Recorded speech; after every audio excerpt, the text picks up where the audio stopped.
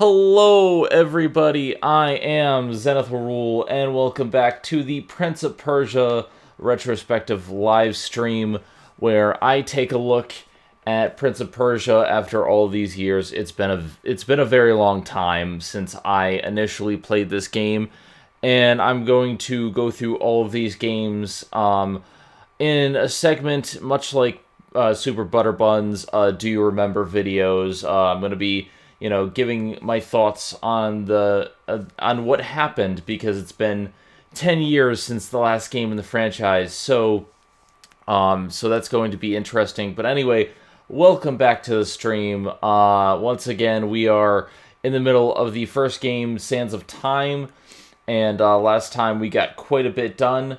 I'm ready for some more Prince of Persia action. A little bit tired right now. Thanks for hosting the stream, Rodolphus.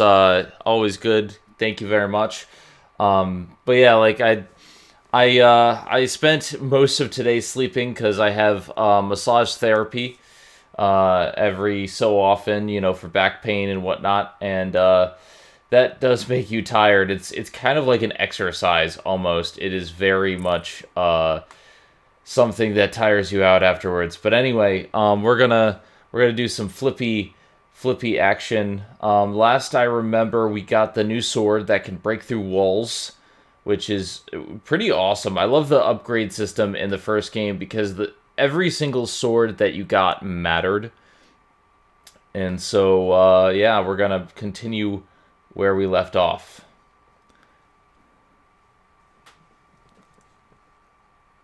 If it loads. Of course, it takes forever to load something on PS3. That's the one big problem. Well, the PS3 had many problems. Long loading times, long install times. If you think the PS4 is bad, and it is, at least you don't have to install the trophies after you install the game data. As you saw at the beginning of this stream in session 1. But anyway, hello everybody. We're gonna have a good time. We're gonna have some Prince of Persia fun times. My usual co-hosts are busy today. Max had something to do, but he's gonna be here tomorrow. And Kat had to go see a friend, so she's gonna be here probably tomorrow. And yeah, we're gonna have a nice casual stream. We were at 43% through the game, so to put that in perspective, we got through most of the game, freezing when game files get too big. Yeah, that was another problem for the PS3. The processing power of the PS3 was not that great. Like, it's a good system, it really is, but yeah. It did have some good games on there, though. It did have some good games. I will say that near the oh, hi Ari. Let me introduce let me introduce you. Sorry, I'm in like auto mode right now. It's okay. Everyone, this is Ari. She's my Twitter girlfriend. Hey. So Well, say we're Twitter hello. wives now after Noah married us. Twitter wives. Oh crap. Elbow down a hole. I think I went the opposite way. Yeah, I'm supposed to go back up the ladder because I went the wrong way. Anyway, PS3 had some good games, especially near the end of its lifespan. There's some really good remakes, and granted, a lot of them have been remade for PS4 now too. But PS3 had a great library. Eventually, the first few years were pretty bad, and I didn't get a PS3 until like the 4th year of its lifespan. So, Well, at least it's not the Wii U, where everything's getting ported onto the Switch because it was such a failure. yeah, I feel bad because I liked the Wii U, but I can never wrap my head around the control scheme. Like, I like games like the Wonderful 101 and stuff like that, but I always had problems. I like the Wii U too, but I bought a used Wii U on my 16th birthday, And I only bought 3 games with it. Splatoon, Love, Super Mario Maker. I thought it was meh. Fight Me. And, well, no, I actually bought 4. Splatoon, Mario Maker, Smash Bros, which I am forever and always will be trash at, and Shantae. And like, Splatoon 1 was the most fun I had with my Wii U. But then I got Splatoon 2, and I never touched the Wii U again. And I still haven't even finished Shantae. I hear very good things about Shantae. It's on my Shantae list is of great. things that I need to actually like play. But like I've always heard some really great things about Shantae. Super Mario Maker was fun for a little bit, but the thing is, if you don't create the courses yourself, and I know a lot of people who don't like creating courses, then like it's only so much fun because. I'm sorry, I'm not one of those Kaizo people. I don't enjoy like super hard courses just for the sake of being super hard. And that's like 95% of what people create, either that or super easy courses. I made 2. There's some pretty good puzzle courses on there. And hi, Rodolphus. God, Neptunia. Jeez, I have a friend who keeps telling me to watch that anime. But there's some pretty good courses on Mario Maker. I like the puzzle courses. And with Shantae, I think that's a really fun game, and it's really strong in the character department, but I really hate the zigzagging. I'm gonna pick up the ports on Switch, all the ports except for Splatoon, because no reason to port Splatoon 1 when you have Splatoon 2, and that game is a massive disappointment because it's just a rehash of Splatoon 1, and yes, I am salty! I only played a little bit of Splatoon 1. I like it. I think it's a good game, but it's like there's a lot of stuff that I kind of wish I had been in like as the game was going on, like Splatfest and stuff like that. Like there's a lot of fun to be had with the game, but a lot of it is just multiplayer, and that's the thing. Like multiplayer only games just aren't really my cup of tea. Even Overwatch has kind of. Like, I've gone back and forth about Overwatch. I love playing it, but I'd be the first to say that I get bored after a certain amount of time. Yeah, single players all the way, because like with single players, you don't have to worry about servers shutting down. And Rodolphus, Uncharted. You forgot Uncharted. Yep. I'm watching the chat. I'm a chat mod. I have to do that. Uncharted is fantastic. I honestly never played any of them. It's a great series, but like basically it is National Treasure the game. Yeah, Lara Croft, but with a guy. It's a lot of fun. I have fun with it, but like here's the thing: like the first one I thought was flawed, but a lot of fun. The second one I had a lot more fun with because of set pieces. But I didn't like the story as much. The third one I thought was really, really good, but it lost a lot of the charm that earlier games had because a lot of it was been there, done that. It has a lot of water cooler moments, basically moments where like you have these big set pieces and it's stuff that, oh, people are going to talk about this, but like they're not super special. Like it sets I hear Uncharted 3 is definitely the black sheep of the group. Is that right? Would you say that? I've heard Uncharted 4 is the black sheep, but I've only played the first 3. The biggest problem is I haven't played, like, I played the games a lot, but since I'm a trophy whore, I'm a completionist, I have to get all of my trophies. I didn't like that aspect of Uncharted because it has multiplayer trophies. And if I ever want to get all of them, I'm going to have to boost with friends. Like, just getting, like, as much as I did in Uncharted 2, that was a pain in my ass. I want to play it. I want to play it really bad, especially since the PS3 is at my dad's house, and he's currently moving right now. So I'm picking up the collection and the 4th one whenever I get money, which is probably going to be never or until my birthday, because right now my dad's giving me some money because I'm going out of town to Florida this week, and I'm saving most of that to buy that freaking Yuri on Ice workout set. Of course. There's 3 of them I have to get: the Yuri on Ice one and the Galaxy one, because I'm a Pinterest bitch, I guess. Shouts to Hot Topic, but then again, like, I gotta get toned. That Yuri on Ice collection looks nice though. Like, I'm just looking at it. I'm like, so nice. It's so comfortable.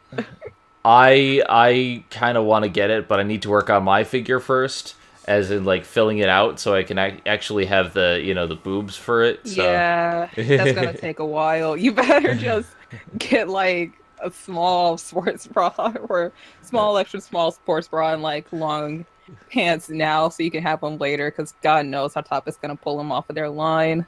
So, like, I saw it. I was just like looking at the Galaxy set, saw the Yuri on Ice socks, asked the guy, I should it. I really should it. But please show me where your Yuri on Ice merch is. Looked up and there it was. And I was like, oh, thanks, Hot Topic. How'd you know I had to work out so I could get toned for my 3 freaking cosplays? How'd you know I was planning on cosplaying as Akira from Devilman Crybaby? Game devs that focus on multiplayer instead of single. At the surface is a good story, but needs to be kicked in the jewels. Overwatch. I do not count those matches as canon, but at the same time, it's pretty weird every time I play. It's like, I like Overwatch, but yeah, it does have that problem, and it's unfortunate. Overwatch is the only FPS that I like. Just like now is like whenever I hop on is to play a few quick matches, but that's just like becoming less and less as I'm spending most of my time at my computer. And oh my fucking God, I have to work on a new video before I go to Florida. I like to focus more on single player games. Yeah, there's a lot of really good ones. Simply because I like a good story, but also it's just easier to get the trophies and complete it. And like, I'm a completionist. I have to. I gotta complete it. I gotta do it. What's up with these spinning traps of death? We activated them earlier on in the game. Basically, they are there as like the palace security. Which, I don't even know why they have, like, super high security. Me neither, but video games, man.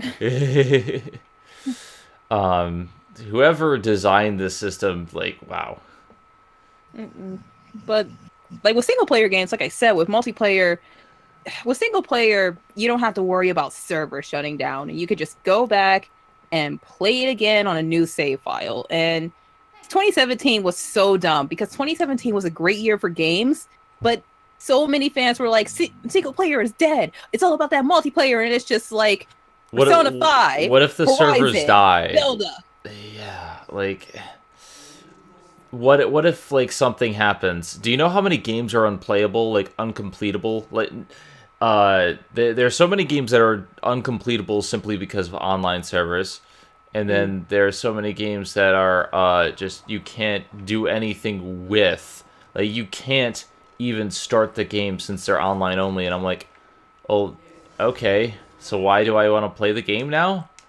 Meanwhile, I'm over here on my PS2 playing on my nice PS2 games, even though the servers have been shut off. Oh, and hey, I'm bored. I'm gonna boot up Zelda Ocarina of Time on my N64. Hey, I'm still bored. I'm gonna boot up Super Mario Odyssey on my Switch. And the only thing I have to worry about with Odyssey is Balloon World being shut down. I can replay that game forever. Meanwhile, with me, the only thing that I gotta worry about is, I'm worrying about playing freaking Prince of Persia and Kingdom Hearts, like 2 games that have been, done before, arguably, but at the same time, you can still play them on multiple different platforms wherever you want to go. So No Way Out. Sorry, Rodolphus in the chat said No Way Out. That game hasn't come out yet, has it? I'm not sure. I don't think it has. Oh wait, no, that has come out. That was this year, actually. I Jesus haven't played Christ. it. I am so far behind on gaming news. I don't pay attention to gaming or comic book news anymore because it's just like, well, looks cool. Not gonna be able to buy it. Why Mm-hmm. do I bother? It's either going to be super expensive or there's going to be some form of controversy or something. That's why I kind of stopped worrying about EA, because like I'm just like it's going to end badly, no matter Yeah. what. Regarding that players have to have friends or friends in order to enjoy the game, it's just see, that's why I'm so scared to play Sea of Thieves, because Sea of Thieves you can play in single player, but it looks so much better when you have friends. That's a game that you have to have friends to play, and none of my friends have a PC, a nice sturdy one where they can get a nice Steam gift card and download the game and play with me. So that's why I'm not getting the game. Granted, there are some multiplayer only games that I do enjoy, or games that require or friends. Like remember what's it called? Little Big Planet. Like that's a Yes, fantastic game. Like that's a game that so much fun, but God, I hate the third one. I haven't played the third one. I've only 100%ed the first one. So, like, you can understand, like, that game is so hard to platinum, but I had so much fun with it. I didn't care because, like, it's one of those community-based games that I'm like, okay, I'm fine with what they're doing here. Like, it's not 100% perfect, but it's fun to play single player. It's fun to play multiplayer. It's fun to just play. And yeah, I don't like that. In order to get 100%, you have to do a lot of like it's basically like building a YouTube channel in order to get 100%. Like that's what you have to do. You have to create like your own community and stuff like this, and it's not entirely easy to do, but it's fun. It's weird. Yeah, I'm never getting 100% a Little Big Planet because my Vita's broken and I need to get it repaired by getting a new battery in it. But seriously, don't bother with Little Big Planet 3. It just didn't have the spirit of the game. It was extra childish. The story wasn't all that good. It was just, I don't know what happened. We're never getting a fourth one though, and that sucks. But we have what's that game called? Tearaway? I possibly Tearaway. I'm not entirely sure. I I'm haven't not finished it, but entirely it's fun. sure. It is a fun game. I got it for free on PlayStation Plus because it pays to be a member.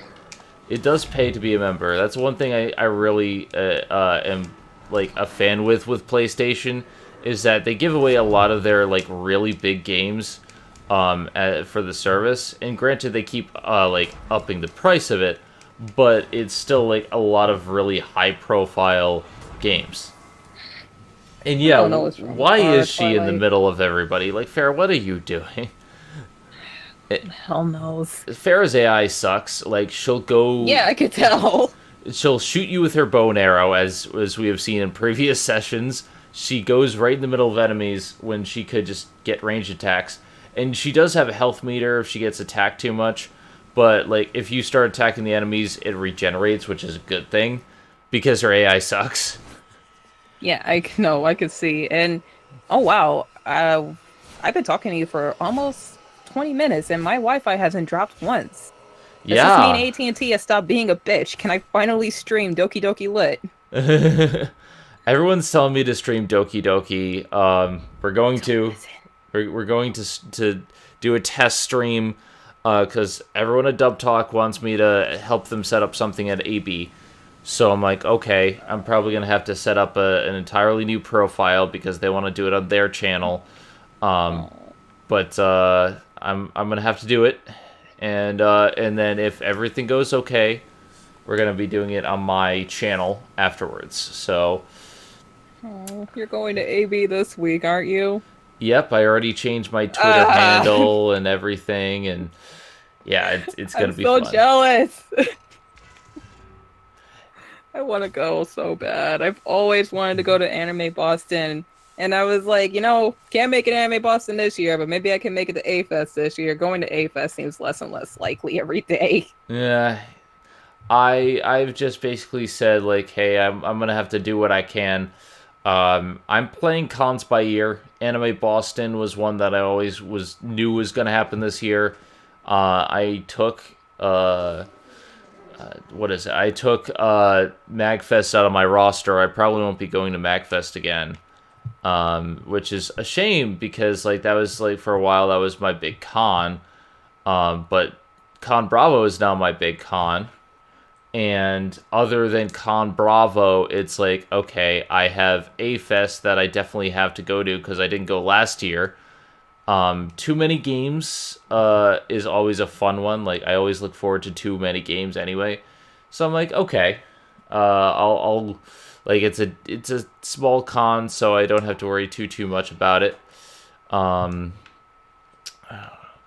What else? Like Con Bravo, Too Many Games, and Anime Boston, and A-Fest. Like possibly Youmacon. I know I definitely gotta see you, Ari, but Yay.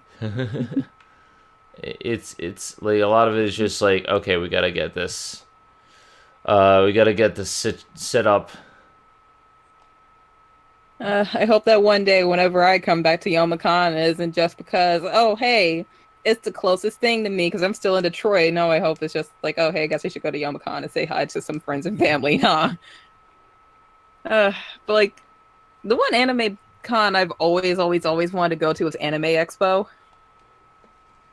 It just looks fun. And last year, freaking Linzen brought creators to awesome webcomics, and everybody that went got to meet them and get signed posters, and I was super jelly. You get to go to Anime Boston, so I'm even more jelly. It's all about the gel. So gel. Sucks. Really sucks. Ready Player One is, of course, Ready Player One is good. God.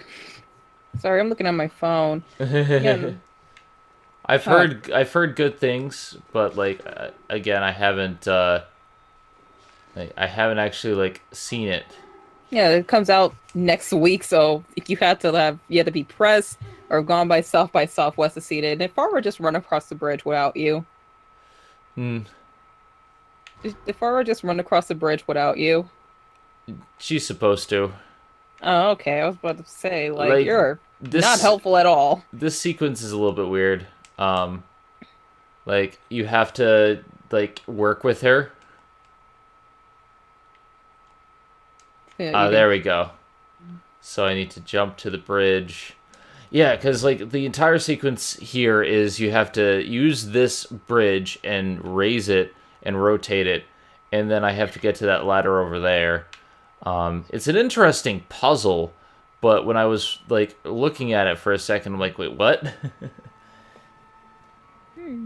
Not gonna lie, not everything in this game is the best design. Some of the traps in this castle make sense, or stuff like that run a boss saw that serves no purpose but to get in the way. Exactly, that's what I'm thinking, Twilight. Who put up these buzzsaws? Someone who is very, very dumb and should have been fired. So hear me out.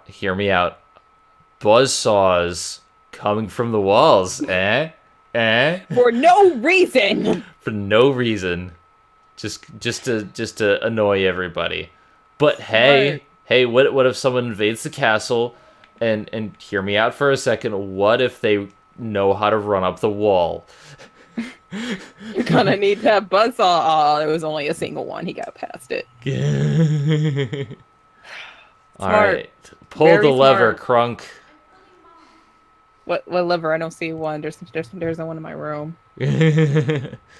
Julie, do the thing. What thing? No, Farrah was pulling the lever. Oh, alright. Good to know that I don't have to do anything but sit here and talk to you.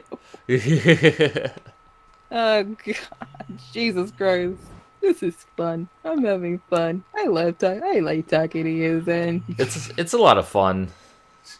I've never played these games though, so like this series is a lot of fun.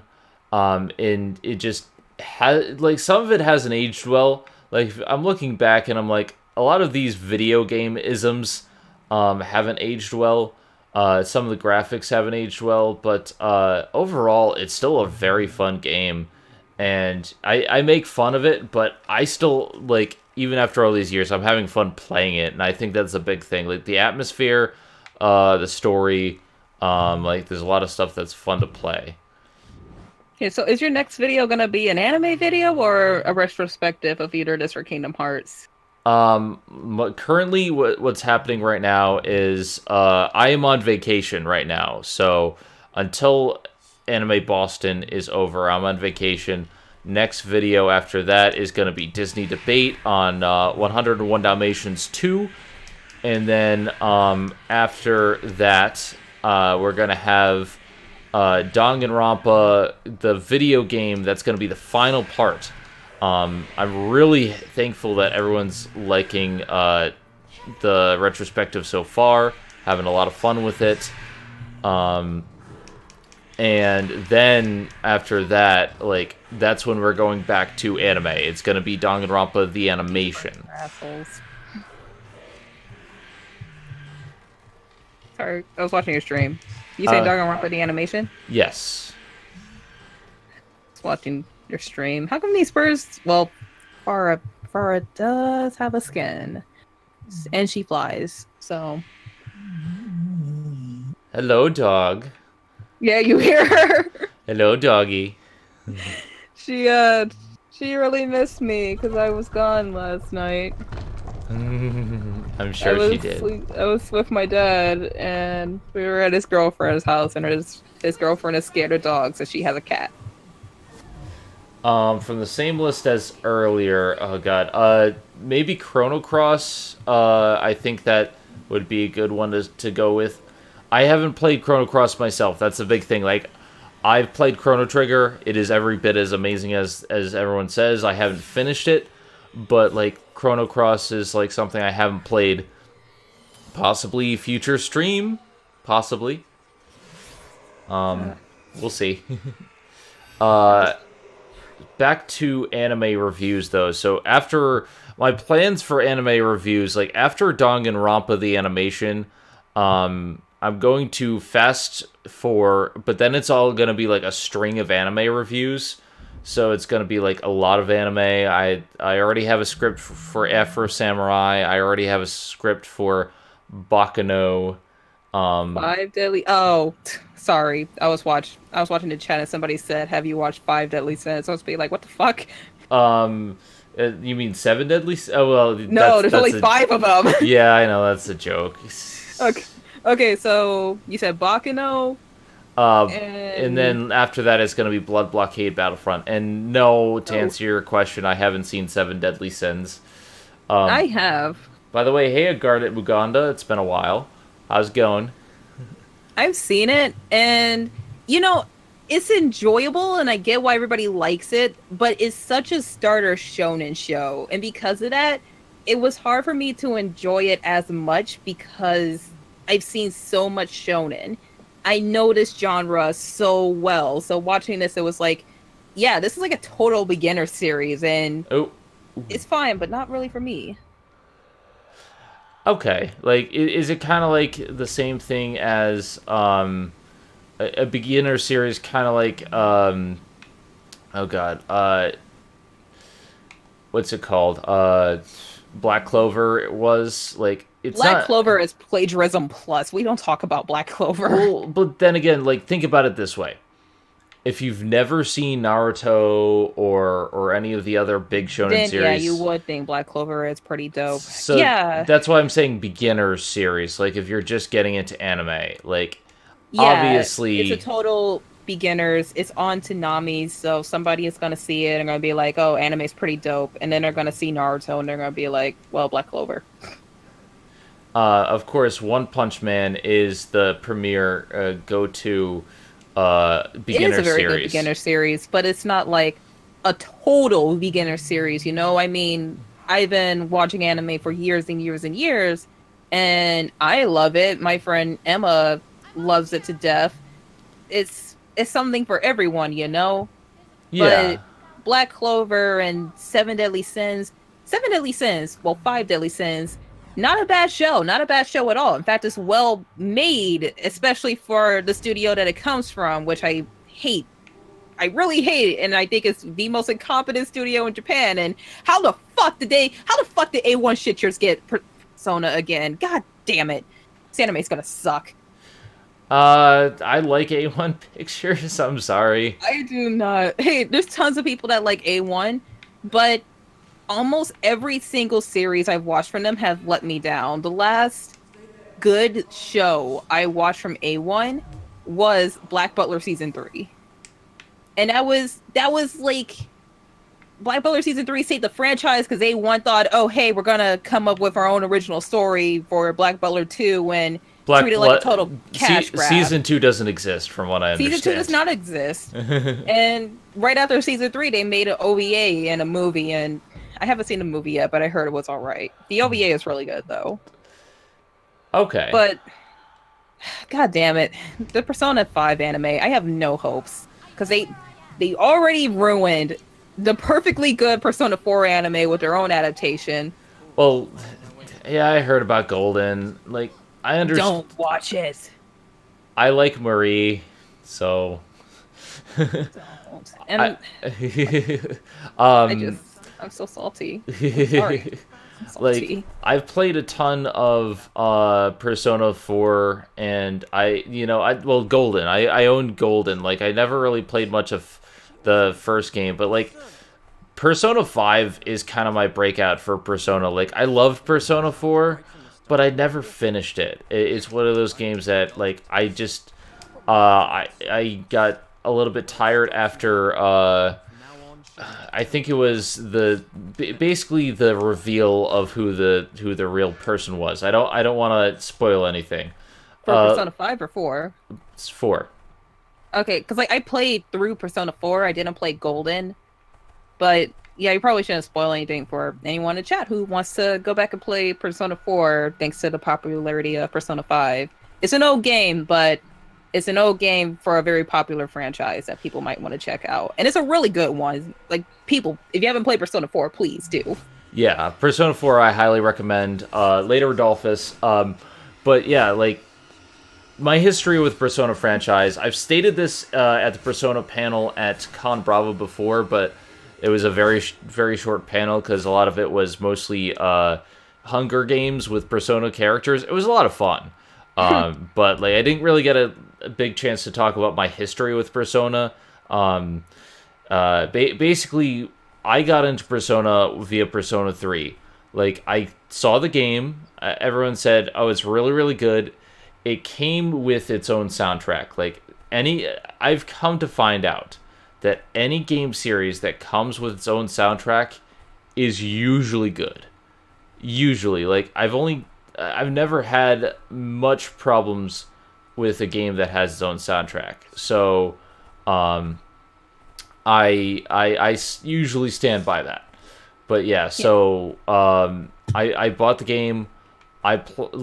When I buy games, I usually do like a little test. Like, okay, let's see if I'm going to like it, if I'm going to play it immediately or whatever.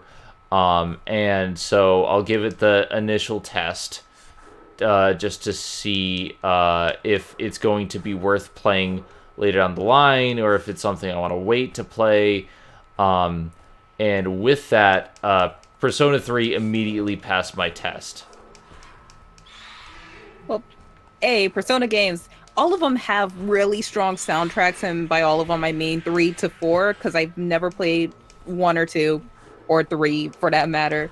But the soundtracks to the Persona games are really strong OSTs. Mm-hmm. And I often think, maybe people will remember Persona 1 or 2 if Atlas would make HD remakes of them, because right now they brought back Persona 3 for a spin-off dancing game.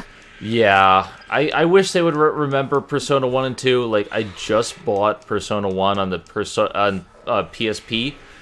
I still need to figure out how to capture footage with it. Like, I know it's possible with special HDMI cords, and I kind of want to do it because, like, now that Super Butterbun's streaming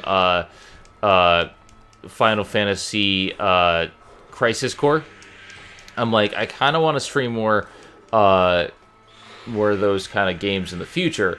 Problem is, I don't have the setup yet. Like, I know the concept. I know kind of how to, like, how it's supposed to be with, like, specific cables hooked up to your TV.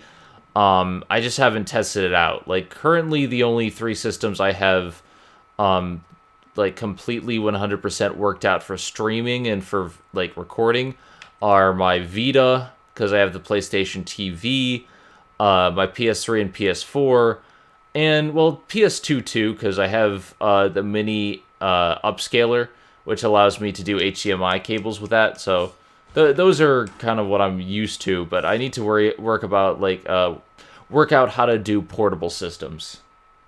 Okay, Twilight, I'm pretty sure a port of Persona 2 was brought to the Vita. Persona 1 and 2, the original copies are pretty rare to find, and Persona 3 is becoming even more rare, I've heard, as time goes by. But Persona 4, you can still easily find copies for the PS2 and 3 and download the remake for the Vita. So that's all I really know. But anyway, God, Persona 4, the anime done by the other studio, who I am totally blanking right now. My mind is saying B-Train, but I know B-Train didn't do it. The 24-episode anime, really good. Pretty strong, because it reminded me of these characters that I love so much, gave a good personality to a character who's a total blank slate, had good pacing, had good animation, and the dub was half fan service, so that was fun. But the A1 Pictures one just rushed to all hell, faithful but unfaithful, especially with the characters. It was such a copy, and it shamelessly stole animation elements from the original game. Like Mother's Basement pointed out, that a sequence in the OP for Persona 4 was so strong that A1 Pictures shamelessly copied it. So I'm really not looking forward to the Persona 5 anime, especially after the abomination known as the Ace Attorney anime. I don't think Ace Attorney was that bad. Now, it was horrendous to me. Hear me out. Trust me. I just saw it for the second time after watching Danganronpa. Now, I am a huge fan of both series, like Danganronpa and Ace Attorney, and I have played the first game in Ace Attorney. But the big difference I see is that, like, Danganronpa is such a worse adaptation. Yeah, I believe that, because Danganronpa is rushed to all hell. And they had 1/3 of the actual game. They don't have any of the character interactions or any of that. Like, it's just, oh god, it's not a good adaptation. It's completely, like, there are some things that I liked about it, but a strong cast cannot hurt the horrible writing and all the other stuff involved therein. It was not a good adaptation, and compared to that, the Ace Attorney anime is very good, because it at least tries to capture the spirit and all the content of the games. Does it fully succeed? No, but I've only seen the first season, which is like the first game, and I've only played the first game. So from what I've seen and from what it has there, it does an alright job. Better, certainly, than Danganronpa. Okay, because, like, I plan on watching the Danganronpa anime. If and whenever I get around to the games, I'm going to watch the anime just because I want to know how bad can it be. And I know it's bad. I know that the writing for the dub is shoddy. I know the anime is rushed to hell. I know that it's not as strong because it doesn't have time. And it's a freaking visual novel adaptation. But I'm still going to watch it. With the Ace Attorney anime, I was so hyped for it. Because I love the game. I love these characters. I love this story. And I watched the first episode, and it was just a unfinished, blatant copy and a trivialization of the game. It literally was just reusing assets and remodeling them for TV animation of the first game. And the first episode adapted the entire first mystery. And yeah, that was a tutorial, but we still thought about that tutorial. We still asked questions about that tutorial. We still went, oh, this is it. This is what happened in that tutorial. It's such a strong game with such strong stories and characters. And the anime didn't do justice to that because that game is hard. That game gets hard at times. That franchise gets hard at times because the difficulty and the writing of the mystery just amps up over time. And the anime just makes it look, oh, hey, it's just like this. It's not a lot of hard thinking at all. By the way, look at these characters. Don't you love these characters? No. I hate the anime version of the characters because they're not... This isn't Nick or Maya or Mia or... These aren't the people I fell in love with. And it's just... It's... Oh, God, it's so ugly. It's such an ugly anime. I can see what you're saying about the characters, but honestly... It's an adaptation, and it's very hard to replicate entirely the gameplay. So if you're going to do something, I would say focus on the trials, and I think they did a good job focusing on what it's all about, on the story of these trials. Is it perfect? No. But no, definitely not. The difference is Danganronpa, the animation, it does not focus on any of that. Like, the thing is, it shows you pieces of evidence, they randomly find them, they don't give any context to that.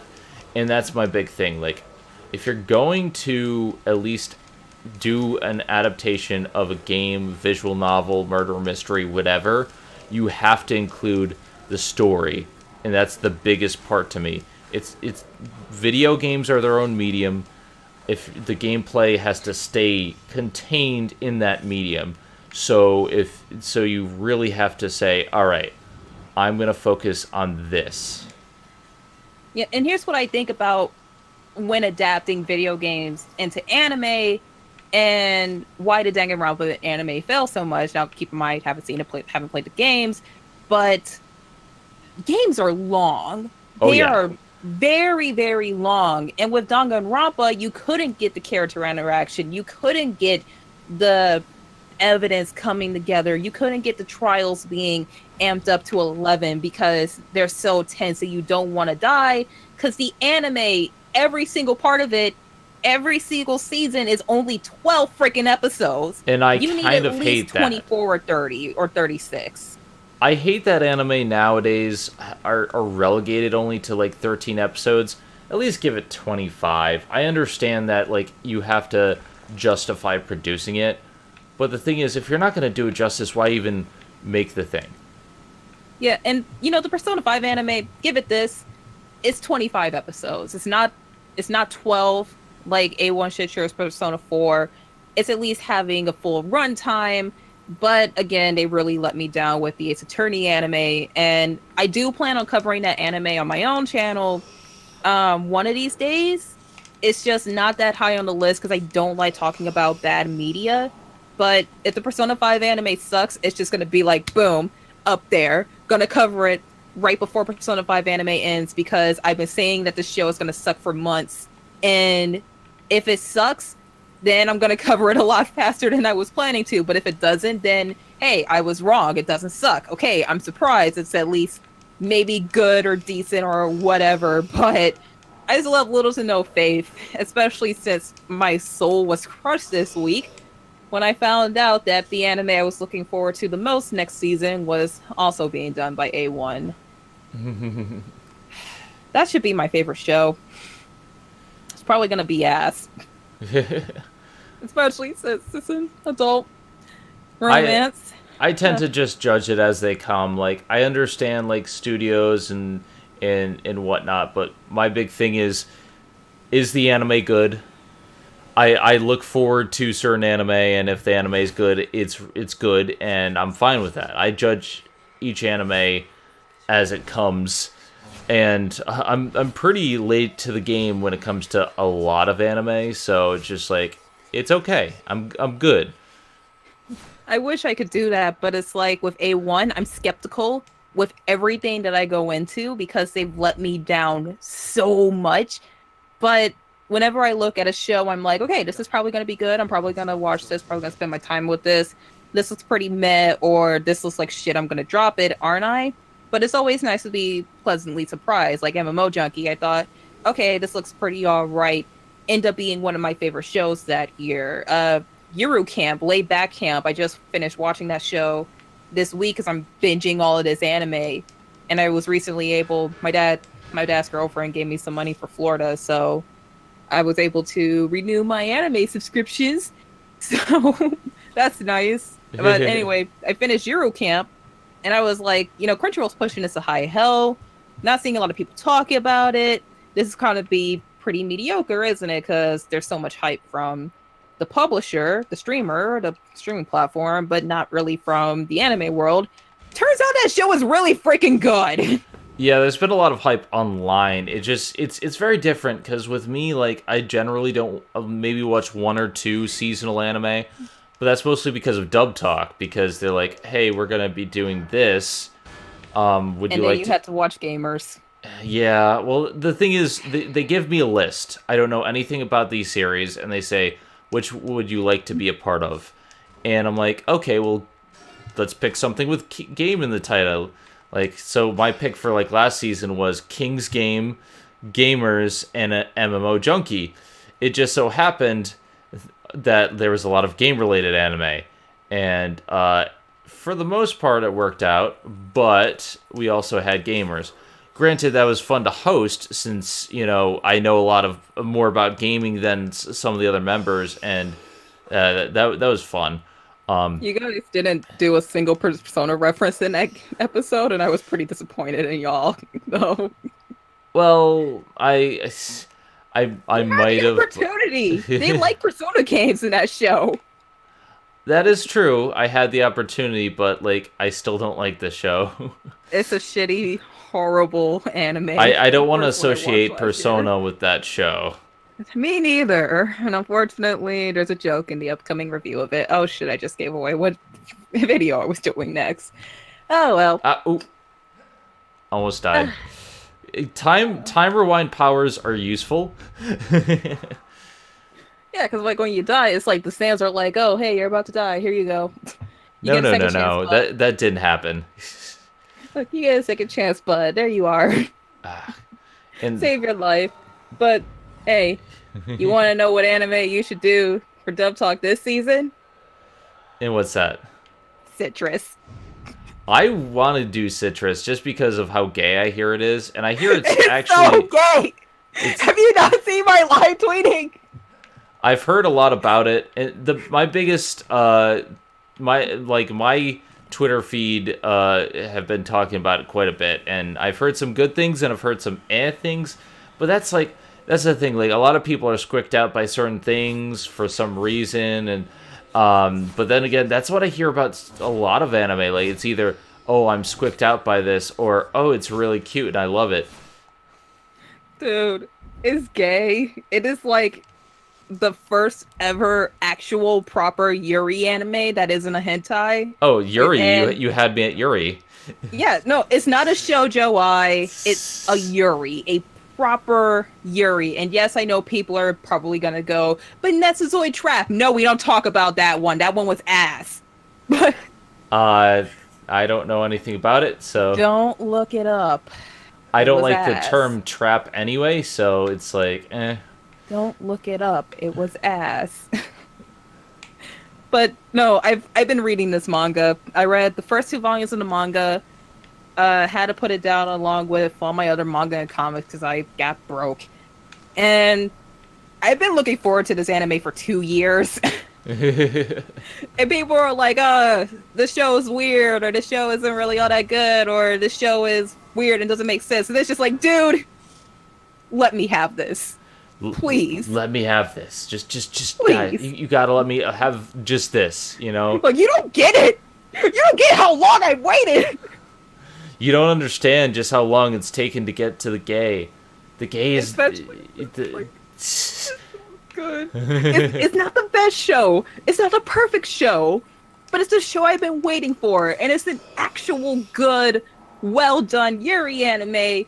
And I think it's doing some good in Japan because, in case you missed my giant Twitter freakout last night, Bitch Boo is getting an OVA, and What?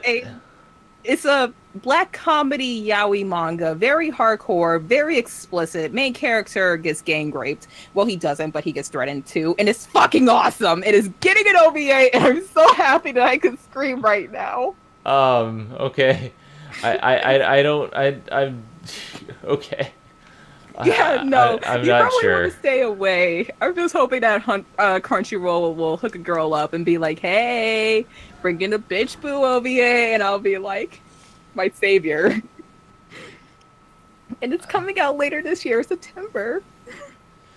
Yeah, you have fun with that. I am. I've had enough with I know Kusabi. Like that was good, but like there's some things that I just don't need to witness. Like I'm gay. Oh, I I'm know gay as Kusabi. fuck, but like there's some things that like I don't yeah. Get away, This is why- sandboards. This is why I always say, don't look up sensitive pornography. You're not ready. You're too innocent. But no, I'm so excited because I've been reading Bitch Boo for like 2 years now, and I've been hoping and praying that this will get animated and not air on TV, but on the internet, because the anime industry has proven, hey, you can put stuff online on Crunchyroll and not just Netflix, and it will do well. I mean, look at Real Life. So I hope that the Bitch Boo OVA does well enough to get a full series. And it comes out on Crunchyroll and not TV, because if it comes out on TV, it'll be censored to death, and that's gonna ruin everything. Same thing with 10 Count, which is much better and way less explicit, but it has some BDSM themes in there. Good ones, not 50 Shades of Grey, because the writer actually does their fucking research. Yeah, I'm sorry, BDSM kind of squicks me out. I'm not saying it's bad. Like, everyone has their taste. You're welcome to liking it. It just, remember the anime Prison School? Yeah, but I haven't watched it, but I'm really curious to. That anime in particular, squicked me out. Not because it was very bad, but simply because the foot fetish stuff and, like, everyone has, yeah, like, the sweat, like, everyone has their preference. I'm not here to knock it. Like, you do you. I'm, that's completely fine. What you choose to like and enjoy is your own, and, you can keep to that. But personally, it's just, for me, foot fetishes squick me out. And I apologize if that offends you. It's not meant to offend. Like I said, you have your own taste. Everybody has their own game, so who cares? But yeah, like, that was the lost episode of Dub Talk. The first episode. I was supposed to be a part of that, and I remember Noah got punished by having to watch Dramatical Murder. Poor man, but he deserves it. I almost like that anime in particular, like, almost broke me. Like, really, like, that was... You weren't broken by Code Realize? Code Realize is trash, and it's amazing trash.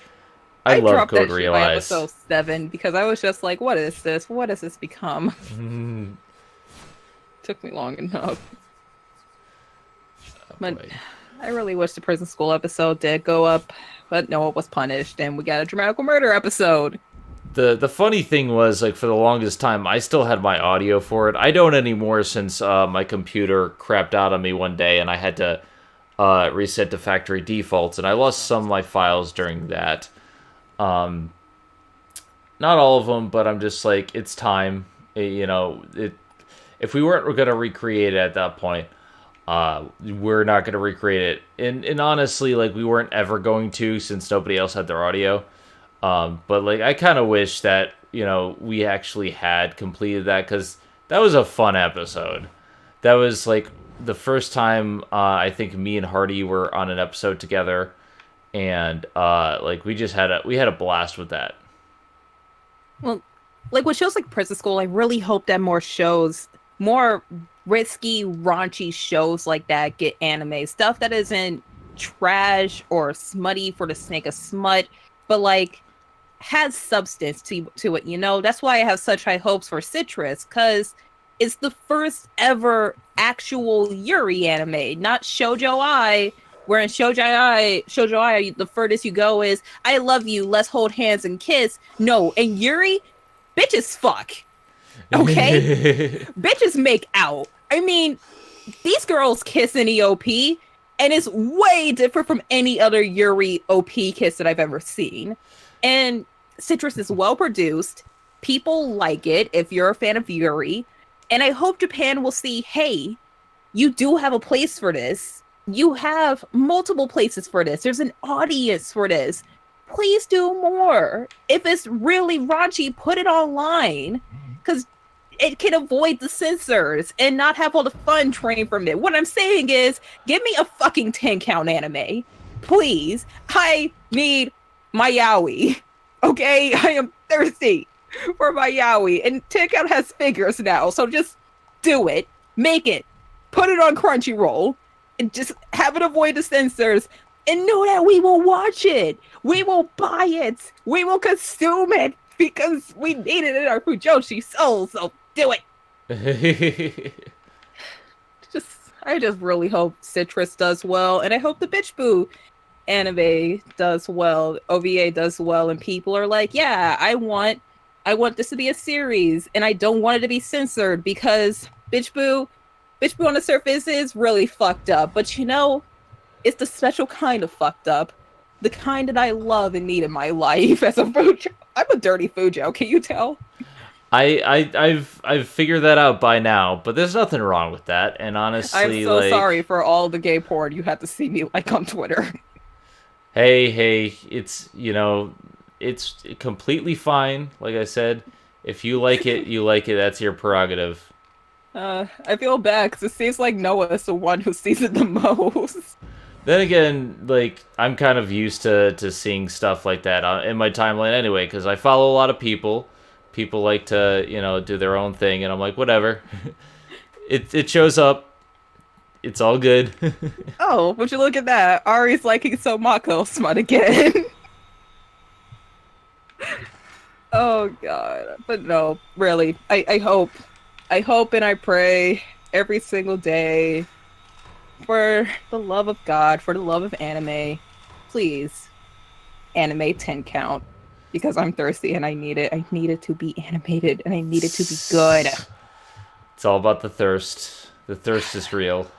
It definitely is. Especially since I've had so much Yuri lately. It's like, my Fujo site is like, bitch, if you don't feed me, I don't want fan art. I want everything. Voltron isn't good enough anymore. You better watch that buzzsaw. Yeah, it knocked you off. Yeah. And knocked you off again. These buzzsaws are hard. Giggity. But you know, you say you're talking about Baccano. Have you seen Durarara? No, I haven't seen Durarara. I know it's related. Yeah, because it has the same creator. And Isaac and Miria make a cameo. Interesting. Yeah, they're it's not hard to miss. They're explicitly out in the open. I forgot how they sound in the dub, so I can't really say. They aren't voiced by the same people. Yeah, no, it's not Tatum or Caitlin because it's an Aniplex dub. But there's a lot of mixed feelings for Durarara. I think season 1 is good. I had a lot of fun with season 1. Season 2 and 3, slow as hell. Season 4, rushed as hell. Ah, that sucks. Yeah, but like it got a somewhat of a simuldub. I guess you could call it a simuldub. The dub came out really fast and it aired on Crunchyroll. And it's, God, season 2 and 3 were painful, but it was like I have to keep watching. I had to keep watching because it's Durarara and I want to know what happens next. But it's just, I hear a lot of people really like Durarara, and like it was one of those big anime for a while. It's not something I ever got around to watching simply because like I take a while to watch anime. It's just that's how I operate, unfortunately. But that's just me. well, yeah, because like season 1 is like 24 episodes and it's really, really fun. And the characters are good and the OST is memorable and the action is good. And you feel for some of these characters, and there's a lot of really good twists in there too. And then you get to season 2 and 3 and 4, and it's just, oh, Studio Shuka, you tried, or maybe you didn't. I don't know, but this was not as good. Yeah, it's hard to tell with some studios. Like honestly, I find with like a lot of anime, it's kind of a crapshoot, especially with the studios. Like some studios can do a really good job all the time. Not always the case, unfortunately. Yeah, no, especially since Studio Shuka is comprised of old brain space animators. So that's more than likely how and why they were able to continue doing Durarara and Natsume's Book of Friends when brain space is just kind of shooting themselves in the foot over and over again. I mean, hey guys, thanks for animating Kiss Him Not Me, but very clear that you're not in the same area that you used to be 10 years ago, so I'm gonna just stay over here. Then again, there are some studios that are still amazing, like Madhouse and Gonzo and stuff like that. Gonzo, oh man, Gonzo is actually their lifeline right now is panty and stocking, and they do not want to do anything with it. Hey, if certain anime studios just want to do what they want to do, if they don't want to use their properties, fine. I've never seen Panty and Stocking, so Panty and Stocking is amazing, and you should watch it. It's just, oh my god, just dirty jokes everywhere, and I love it. But Gonzo, it's just, I think Gonzo is gonna be the next studio to close because they're definitely not in their heyday anymore. They're making stuff like 18IF, and that wasn't that good, and it didn't look good. They don't have the talent, they don't have the polish, because all of their talent is gone. They moved to Trigger. Yeah, Studio Trigger is pretty much what Gainax was too. Yeah, I mean, Gonzo, I just keep thinking, God, I don't want them to go, but at the same time, they fucked up Rosario and Vampire, and that's my favorite manga, but at the same time, I don't want them to leave. I want them to stay. I want them to have quality again, and talent, and hire fresh, young animators, maybe, and old, experienced animators, and make something good. But they're just not too keen on doing that. It's just like, hey, make an anime, put it in the world, profit maybe, and it's just you're not gonna last, man. I'm sorry. It's gonna be sad to see Gonzo go. We'll see what happens. Some people have said studios are on the last leg before. You never know. Yeah, and like you said, there's still a lot of really amazing studios who've been good for the longest time. Like Madhouse is a studio that started good, still doing even better today. KyoAni started good, doing a lot better today, even though this year they're producing 5 anime, and I don't know why. Hey, KyoAni, they do their stuff. I've heard a lot of good things about like Clannad, and I like some of their stuff. I'm not looking forward to watching Clannad. I haven't never seen it. Arcada tells me it's amazing. Then again, I hear it's painfully slow and boring. Well, that's slice of life anime in general. If you're not into slice of life anime, then like that's usually what happens. Unfortunately, I'm not a huge fan of slice of life anime, but if you're into that sort of thing, then again, personally, I much prefer stuff like Higurashi, which combines slice of life with something else to make it more interesting. Or like, and you should watch it so we know how to spoil it for you. Not season 3 though. That's just OVAs. Yeah, that's true, but it's just, geez, as soon as Arcada did that review on the spinoff, I was just like, no, don't want to watch this, don't want to see it, don't want to look at it, and my mom is home. But with Clannad, I'm a fan of slice of life. I really love me a good slice of life, but again, I hear it's really slow and really boring, and there's other elements about it that really throw it out of left field. And my dog's trying to get out the room. Sorry. It's okay. There you go, girl. It really depends what you're into. I prefer more action-oriented, story-focused anime, hence why I watch a lot of shonen. But I'm pretty open when it comes to anime taste. Like, I've seen a lot of different stuff, and Sometimes I've been very surprised with slice of life, and it really depends on the creator, and it depends on the studio, and it depends on like stuff like that. But I haven't seen it, and if I haven't seen it, I don't judge. I can't judge because I haven't seen it. Yeah, like you can only go off of things that you heard, and there's a lot of really good slice of life out there. It's just people see slice of life and they're like, "Oh, it's not for me. It looks boring." Blah blah blah. But it's like, dude, Dragon Maid. You have Dragon Maid. You have Flying Witch. You have Yuru Camp. You have well, Daily Life's a high school boys. It's mostly for like Japanese guys who went to Japanese high school, so not really gonna watch that. But there's a lot of really good fun slice of life, like Lucky Star. Lucky Star is amazing. I haven't seen Lucky Star myself, but it's a gag anime. Like I like what is it? Azumanga Daioh, and that's kind of the same vein from what I understand. Like Azumanga, Lucky Star, like gag based anime, and they can work. It's not like the stuff I normally tend to watch, but I like Italia, so hey. Yeah, no, I love Italia. That dub is amazing.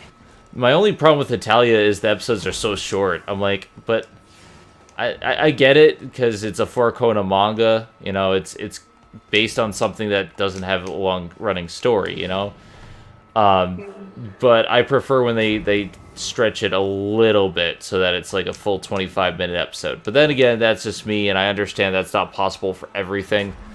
Azumanga did it better than most because it all felt like it was bleeding into the same story, kind of like a Garfield strip, where each individual thing has its own like storyline, but sometimes they tend to bleed in together, and it feels like one continuous strip. Yeah, but if you ask me, the anime that was able to adapt for Koma gag manga the best is Pop Team Epic. And that's in the same vein and formula as Lucky Star. God. Yeah, I know. Pop Team Epic. I gotta watch that. I gotta hate get back to that tonight. You don't like Pop Team Epic? I watched half an episode because like everyone was talking about it, and I don't understand it. Half of the jokes. Don't like the memes? I hate memes in general. You don't like satire of internet culture? I hate internet culture. Why would...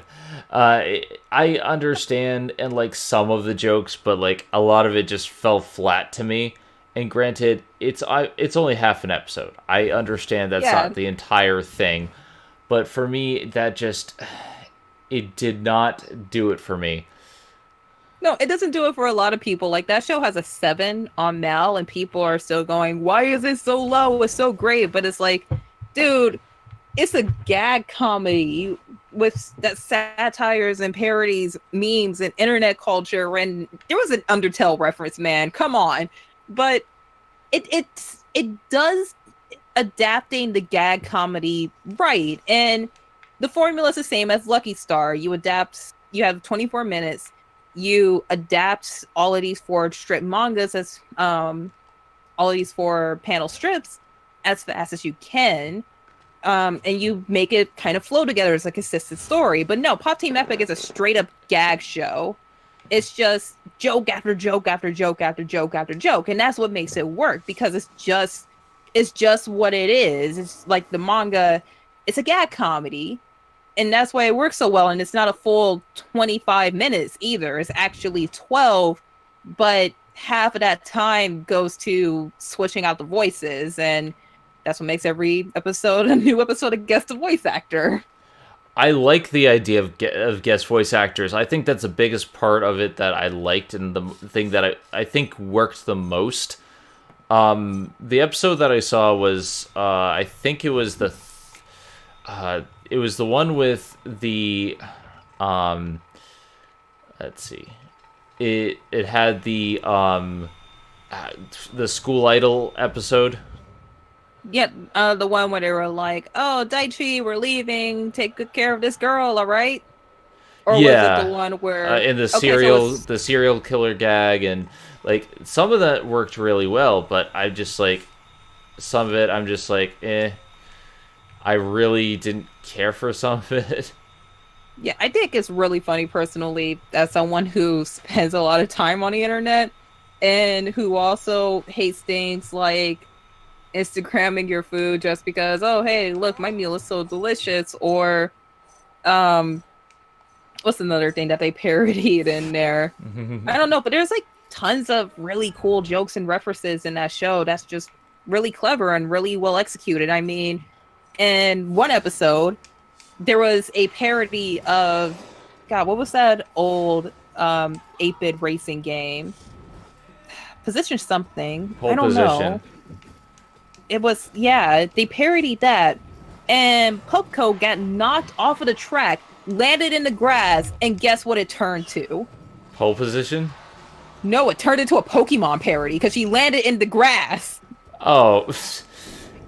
And that's the thing, like, it's very random. Like, if I understand the joke, if I got some of the humor, then yeah, I get it. But like, a lot of it is random, like the lol random type humor, and some of that I'm just like, but what if I don't understand the reference? Like, reference humor can work. I don't consider it very humorous because it's a reference, but like it can work. But what if I don't understand the reference? That's true. I mean, I don't think reference humor is the lowest form of comedy. I mean, I love Lucky Star. That's one of my favorite animes, and that show is just 2000, to quote a tweet, 2006 and 2007 in a time capsule. Mm-hmm. And future generations aren't going to understand all these references. They're not going to understand Sergeant Frog, or hope to God they should understand Sergeant Frog, because Sergeant Frog is amazing, and Full Metal Alchemist should stand the test of time. Granted, I've heard some people don't like it, which is still kind of why, but you know, it happens. I don't know. I still haven't finished Brotherhood. Netflix just put up the rest of Brotherhood up, actually, because remember, for the longest time they didn't have the final eight episodes. I don't know. I never saw Brotherhood because I love the original so much. Oh yeah, you told me. I still need to finish that. I need to finish that so bad. I gotta find time so I can do it sometime. It's really good though. Really strong. Yeah, I mean, it's on my list for, like, soon, but here's the thing, like, everyone, like, for the longest time was like, oh, don't watch the original, Brotherhood's so much better, and I'm like, but the original's still good, it's still really good. Yeah, we talked about this the last time I joined you to co-host on one of your streams, like, A, watch the original, you get more Fullmetal Alchemist, and B, you get to understand all of the stuff that Brotherhood rushed by. Which, by the way, I hear the movie is terrible, and I am not looking forward to watching it. A lot of people don't like any of the Full Metal Alchemist movies. I love Conqueror of Shambhala, but that's, you know, I haven't seen it in a long time. I thought it was a good conclusion. I thought the addendum conclusion, like, the original conclusion was fine. I was fine with it. But that's because I didn't care about the manga. But there tends to be two different mindsets. Either you love the manga and you're so upset that they changed things, or you care so much about the manga that you're like, oh, they changed this, and Yeah, I don't really like that. Like, I'm fine with adapted changes as long as they make sense, you know? Mm-hmm. I mean, sure, there's things that are lost in adaptation that you get sad that they left out, but you could probably live without it, or maybe it'll be back in the next season or movie or whatever. Like, God, Kakigururi. Have you seen that one yet? Not yet. I've heard things. Yeah. It's fun, mm-hmm. but I was calling so much BS while watching that. Done. I'll stop this. In what way? The gambling does not make sense. Yumeko is OP. I just want to see her kiss every girl in the room. And the show has an anime-only ending, because at the time it was like, oh, don't know if we're going to do a season 2. And then they did the OVA, and at the end of the OVA, they were like, hey, we're doing a season 2. And the ending was anime-only, and you could tell it's anime-only. But at the same time, the ending is just, yeah, I could see this being in this show, because I was calling bull. I was calling major bull. I was like, this just goes beyond everything else. This is just bull with an extra side of bull. But honestly, I can see this show pulling this. I tend to put suspension of disbelief when it comes to anime these days because there's not a lot that are realistic, so... I do too, but I've seen a lot of really good gambling movies and read some good gambling comics, and I just watched this and I'm like, see, if this was better written, this would not be able to happen, especially this easily. But hey, Erica Mendez is in it and she plays a girl with a nail fetish, so... Yeah, I've heard about some of the fetishes. I'm like, that might turn me off personally, but... Oh, no, it's not kinky. It just has a lot of ahegao faces, but that's what makes the show. Hey. Don't close it because she might be coming in. My girl. Wait, I just gotta... Wait, is Dragon Ball Super ending? People keep debating this. For what I hear about Dragon Ball Super, it's not ending, but it's taking a break. But everyone thinks it's ending. It's should take a break. Unclear. It should take a break, cause God, that animation still haunts my nightmares. Yeah, I've heard some things, like not a lot of people are completely happy with Super. A lot of people really like it, but then again, it cribs a lot from the movies. And I don't think they should have done that. But then again, you need time to animate like the rest of it. And that's, if you're going to have filler like that, at least have good filler. And the movies were good. Granted, I don't think they're enough for a full arc of an anime. But what are you going to do? Like, you're either going to have Naruto filler where...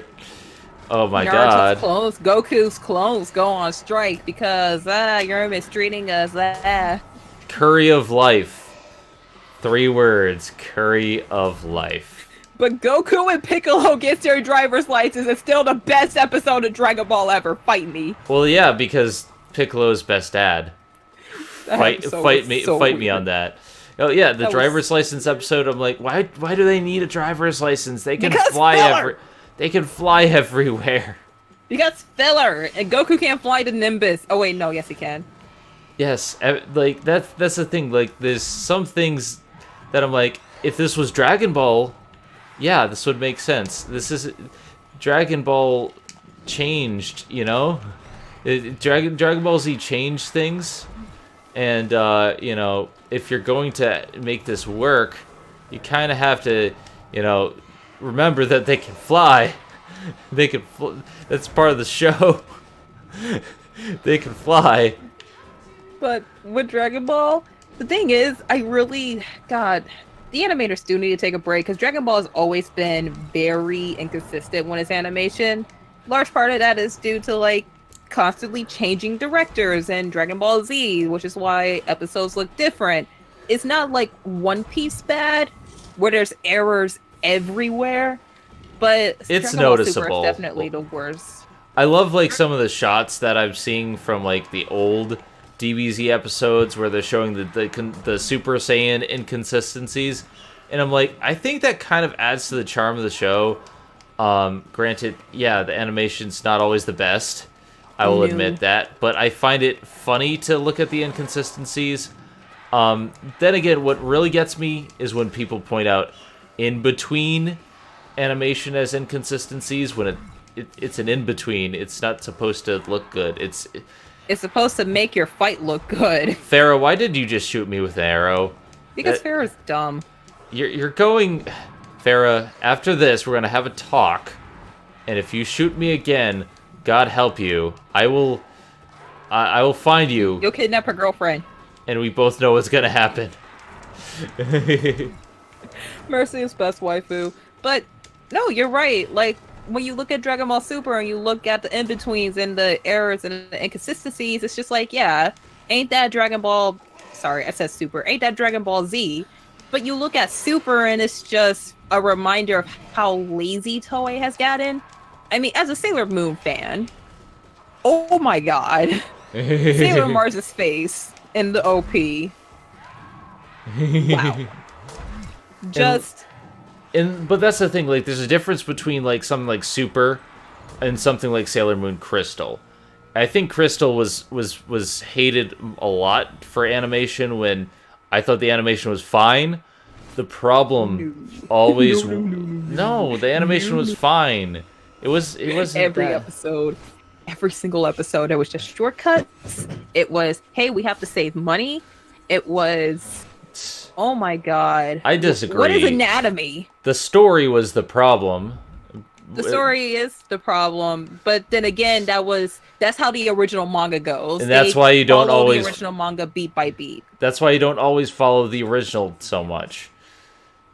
Yeah, like the first Sailor Moon anime is definitely better because it takes more time to flesh out the characters, even if a lot of that time to flesh out the characters annoys the hell out of me, and I just want to punch Usagi in the face a lot of times. And the girls are always bickering, and it's just like, no, shut up. You're supposed to be a sisterhood. Who doesn't want to punch Usagi in the face? Like, she can't even get her homework right. Like, Kitty. Hold on. Hi, Chiaki. She wants into the room, and granted, I've kept her out for an hour and a half. So if she disrupts the stream, she disrupts the stream. That's fine. Chiaki disrupting the stream is a running joke right now. It seems to be a running gag. All right, I'm gonna pause here for a second. Be right back. Hey, kitty. Oh, okay. Go play. Don't knock over everything. No, I think she's got out of her system. For the most part, she seems more like she just wants to hang out. She's in one of, like, you can tell when she's in one of her moods because she gets restless. Hey, Chiaki. Hi. Give me attention, human. Human, you love me, right? Pet me. Aw. Hey. Good scratches for a good kitty. That's a good kid. This has been our annual, our regularly programmed Chiaki break. Look at my cat. She's fluffy and adorable. She is adorable. Okay. Kitty wants off the internet. All right. Let's continue. Hey. Good kitty. Very Good nice kitty. kitty. Don't knock over everything, kitty. All right. So.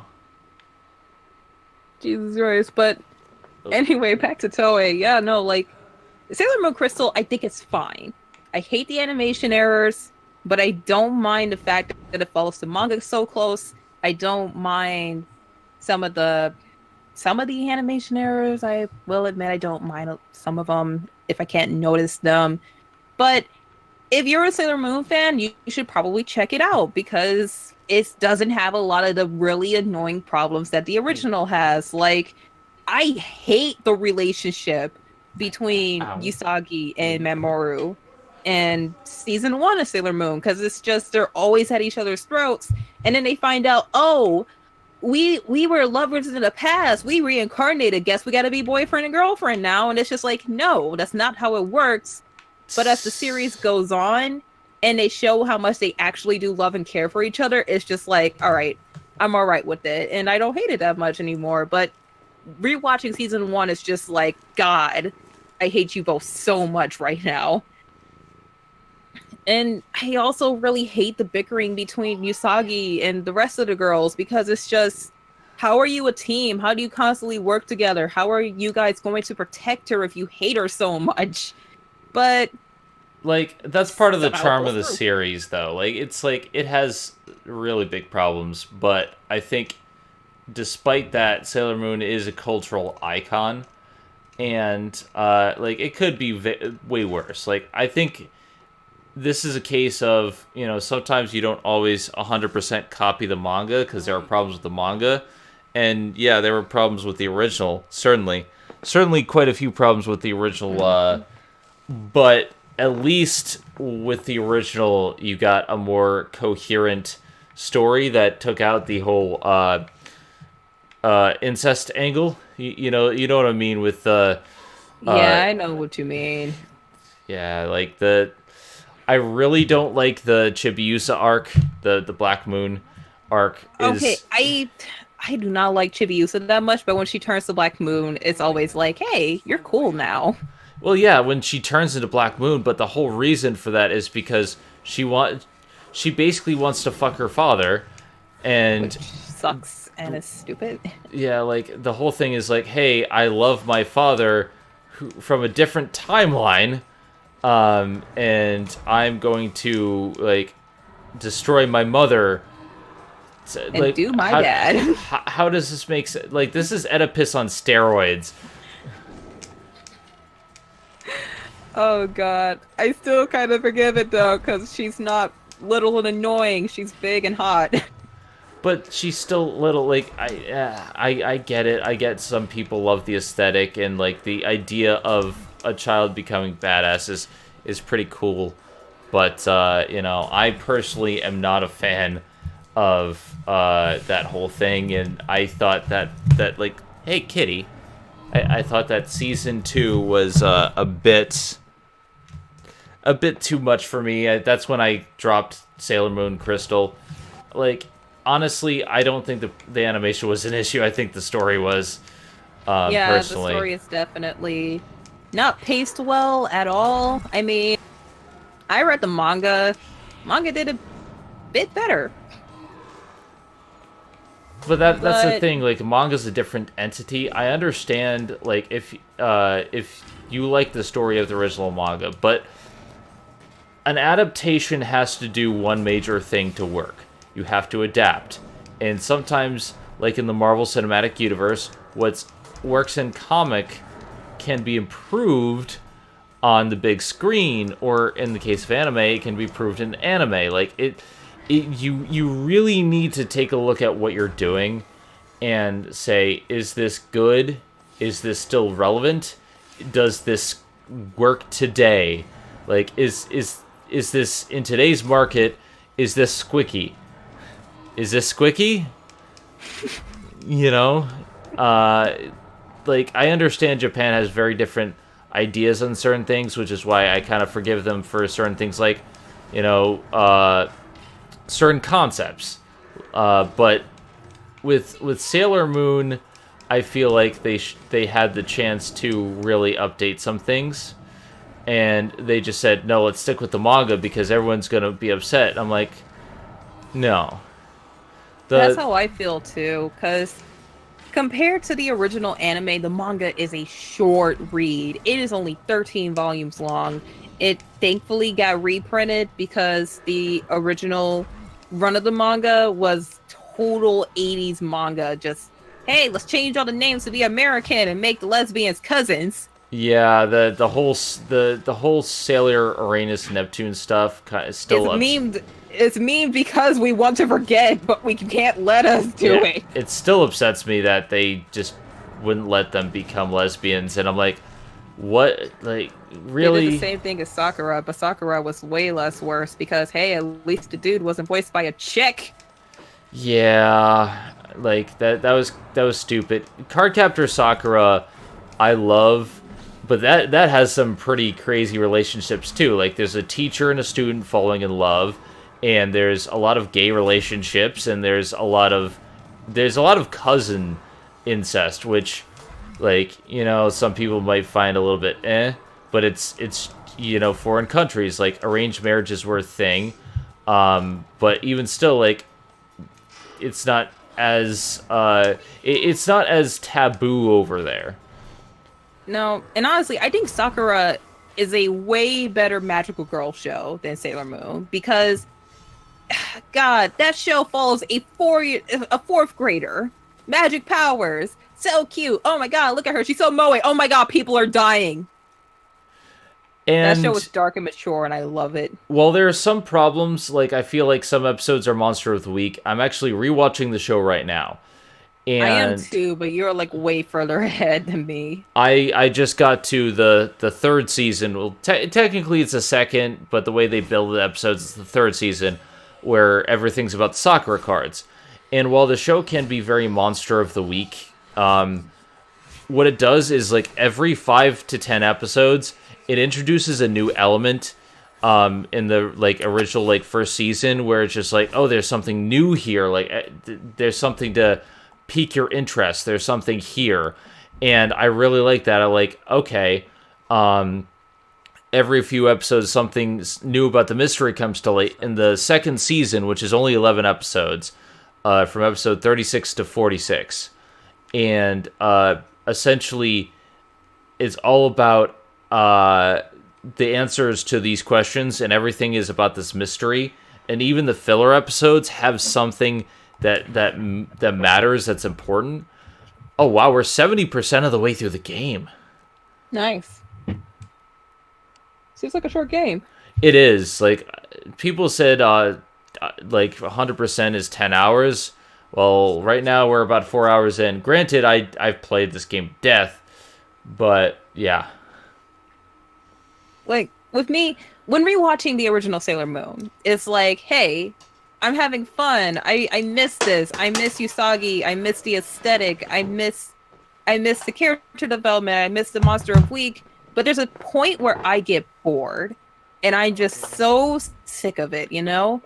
But with Sakura, it's like rewatching Sakura, it's just, hey, it's enjoyable. I love this. I love this. I love this so much. I love this cute little girl. I love her inappropriate crush on a high schooler. I love the nostalgia of rollerblading to school in spring, and your friend holding this big video camera, and her mom inventing smartphones. I love the innocence. I love the charm. I love Carol Barrow. Carol Barrow's adorable. And then it gets dark, and I love it even more. It's just a fun ride all the way through.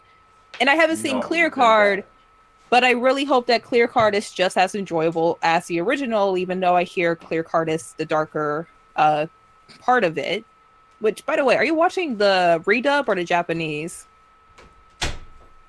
of the original Sakura series? That is, not Clear Card. Sid? Oh, she's leaving. Just gonna mute my mic then. Sorry about that. Oh, I just saw that you left on stream, and I was like, oh. The cat started climbing stuff in the background, and she was... Yeah, I see you taking her out on stream right now. My dog is sniffing around my electrical cord. Whenever she does that, I'm like, stay away, please. Don't lick it. Don't do anything. Just, please. Yeah, like, she's generally good about not attacking things that, like, doesn't belong to her. Her big thing is climbing. Like, the stuff that she was climbing... I'm like, no, I had this out. It's a Goof Troop SNES game, and she just knocked it down so she could climb up. And I'm just like, okay, now I'm gonna have to figure out, you know, I'm gonna have to reset this up. I really need to get like a deterrent for cats. Like, they have this the spray that tastes terrible and smells horrible, so they stay away from it. Yeah, that spray stuff. And I'm like, okay, I should probably, like, you know, get something for that. But, let's see. I was thinking about getting something like that for Jewel, because she's very destructive, but now it's not that big of a problem anymore. Yeah, Chiaki's getting a lot better. Like, honestly, if you had asked me, like, earlier, like, say, when I first got her, yeah, I probably would have gotten it. But she was more destructive then, because she was a little kitten, but now she's all set. She's almost an adult. Yeah. Okay. What are you doing? What are you doing, dog? Oh, that's what I gotta do. Okay. I gotta go back. Are you watching the original Japanese or the redub? Original Japanese, because I can't really stand the dubbed voices. No, Crunchyroll has the redub, but God, how many dubs has Cardcaptor Sakura had? There was the 2 censored 90s one, the redub, the movie dub. Was there another movie dub? Was there another movie? I'm not entirely sure. I don't know, but like this new one sounds and seems like the best dub so far, and it's just like, thank God we finally have a good one. I haven't gotten to Clear Card yet, but I'm looking forward to it because I hear very good things about the dub. Like, I tried watching, like, the redub is up on Crunchyroll, and even that was kind of eh. I remember watching the original, and, like, yeah, they took out a lot. Like, there's a lot of episodes that they just kind of cut out. Yeah, no, it's just like, oh, hey, we gotta get rid of the gays. Oh, hey, we gotta get rid of this. This is kind of inappropriate. Little children can't see this because it's 90s America and blah, blah, blah. And it's just, shut up. I hate this. I hate how This is why we botched it can't... is. This is why So we we can't have can't... nice things. Can't have nice things. Can't have Korra. Just... Oh, yeah, this is the next sword. Let's see. Cora wasn't even, why are you under my desk? What are you doing? She's under my desk. She's under my legs. I don't know what she's doing or what she's sniffing around for. There's no space. My room is tiny. What are you trying to do? If you want to lay down, then please just lay down, but don't lay down underneath my legs. Alright, Joel, please. I don't know what my... How do I do this again? Okay, I'm just gonna put my legs here. You have fun, alright? There you go. Okay. There you go. But God, I hate watching anime dubs from the 90s unless they're like, you know, not a child-friendly dub, like a Cowboy Bebop or a Trigun, but if it's like a 90s dub for like 4 kids and stuff, I'm immediately gonna be like, nope. Because they just cut out so much. And it's just, you don't have to cut this out. Okay, children are smart. Okay, Steve's Universe. Okay, but... Right, later, I really Twilight. hate that original Sailor Moon dub. Thanks for dropping by, Twilight. Bye, Twilight. I really hate that original Sailor Moon dub. They cut out so many episodes of that dub. I mean, of that show. I don't get you, dog. Where am I supposed to go? Unless... Aha! What? You have to go over the river under the woods? Nope. Or across the desert and through the sandstorm? Not how it not works? yet. Not yet. That's not this game yet. I don't know how deserts work. I want to try and move to Arizona. That's a good girl. Okay. My girl. Okay, I gotta stop paying attention to you now. But you're so cute. Thought it was here. I'm trying to Find figure your out what sword. to do next, and it's been a while since I've done this. So Cheat. You should Google it. Google knows everything. I would rather not, because I think I've done this before. It's just like I'm trying to refresh my memory, and I know it's got to be something like let me realign the light, because that's probably gonna give me a clue. Maybe. Oh, you're finally laying down. Good. Thank you. Thank you so much. You're a good girl. You're a good dog. Please like cat soon. Please. Yay. Thank you. Okay. But, geez. Card Captor. I hear Clear Card is really good. I'm really looking forward to watching Clear Card. But I haven't had as much time to watch the original because I've been watching all of this seasonal stuff. Like on the plane to Florida, I have to watch the Amazon exclusive I downloaded like after the rain and stuff. So I don't know when I'm going to be able to watch Clear Card, but hey, it's 22 episodes, so I don't feel that bad. Yeah, it's in my cards right now. I'm watching Puns. it, and yeah, I'm watching it. So I hope that Funimation, if the Clear Card dub is as good as everyone says it is, as good as it seems, I really hope that Funimation will redub the whole show, like movies and all, so that we can have a solid dub with consistent voice actors for once. Because I would like to see the entirety of Sakura in English, please. okay. This is actually driving me crazy. I'm gonna Google how many Card Captor movies there were. So I'm pretty sure there were 2. Let's see. I should know this too. I friggin' like wrote a guide on this video game. I should know where I'm supposed to go. I thought so. There are 2 movies. Why is this ladder here if it doesn't go anywhere? Yeah, there's like 3 card captor movies. I thought so. Like, I think these are all filler movies, so... Alright, if I were the game designers, would I... You would probably hide the sword somewhere where you cannot find it unless you do a series of puzzles. Yeah, most likely. You should probably jump into that hole of spikes. There may be a sword down there, because they are all sharp and pointy objects. Alright, the only thing I currently know I can do is I can climb here. That doesn't do anything. I think that's for later, but it's just like, this is the only thing I currently am seeing. Wait, hold up. My mom is on Netflix right now. My connection isn't dropping. Oh my god, can I stream Doki Doki Lit this week? I think I can. I hope I can. Oh, no, there it goes. There goes my connection. Yep, thought so. Hey, still coming in clear over here, but... Yeah, but, oh god, the bar's just dropped halfway, and it's just... This is what I have to go through. I'm still getting asked, hey, when are you gonna do Doki Doki Lit? Whatever Daddy AT&T decides to stop getting drunk and hitting his wife. I don't know. God.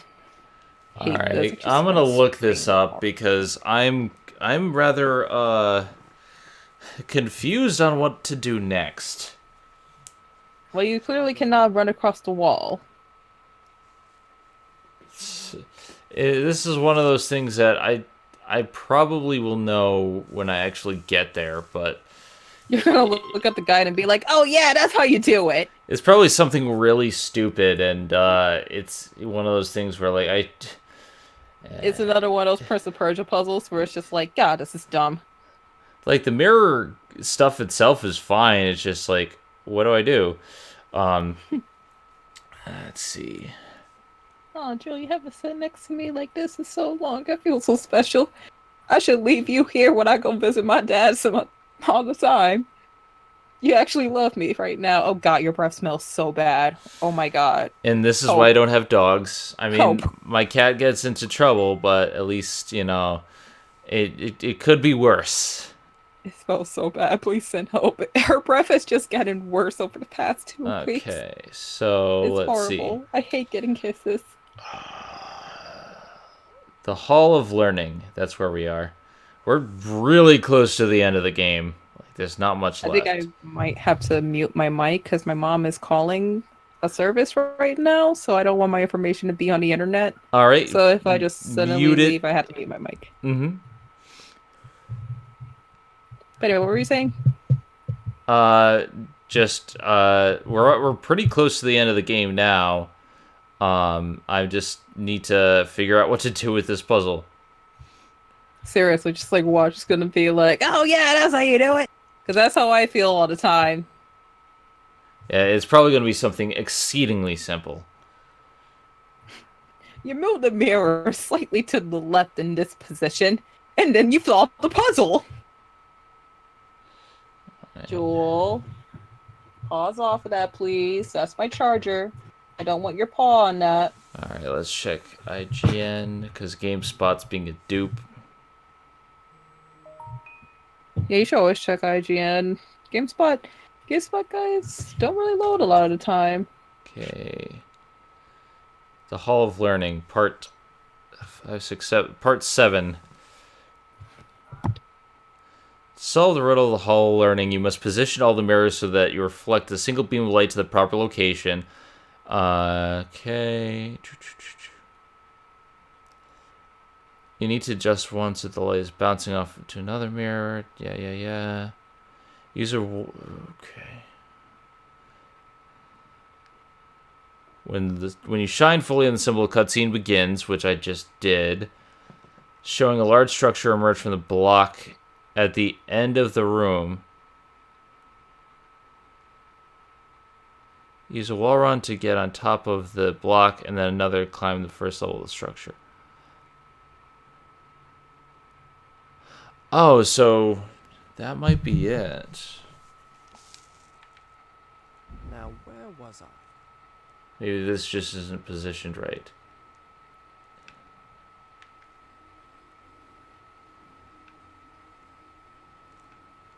Okay. Try this again.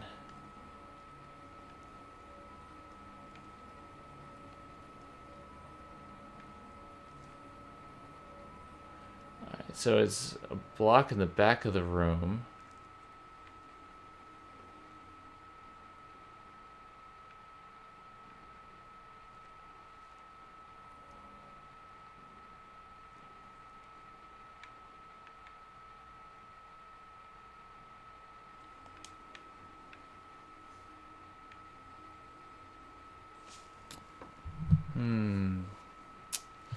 That's not it.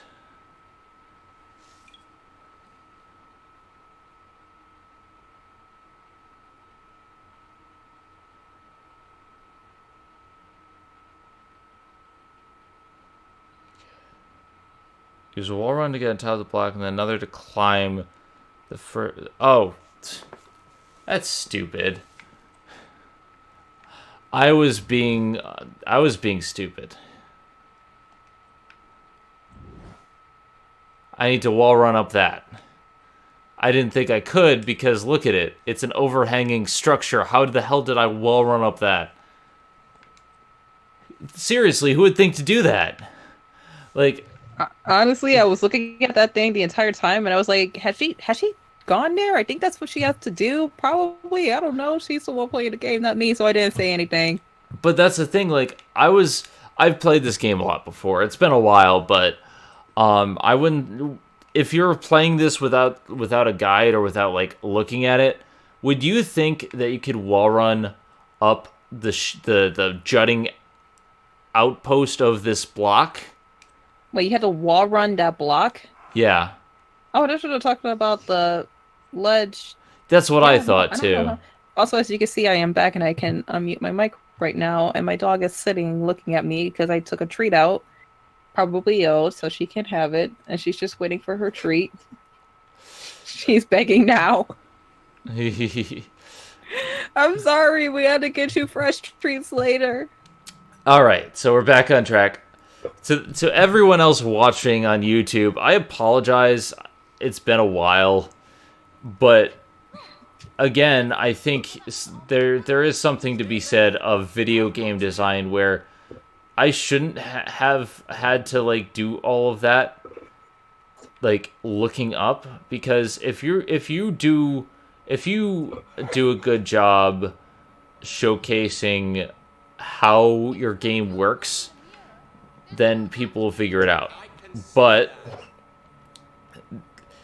I'm still looking at that pillar, and everything up until this game says you can well run up straight pillars, but not like right there where the pillar juts out at a 90-degree angle. How did I run up that?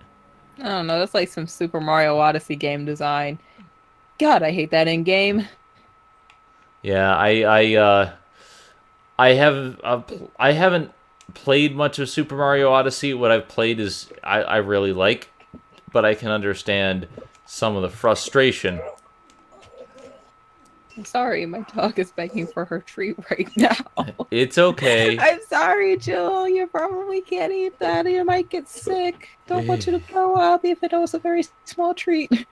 But no, like, God, Mario Odyssey, pretty easy game.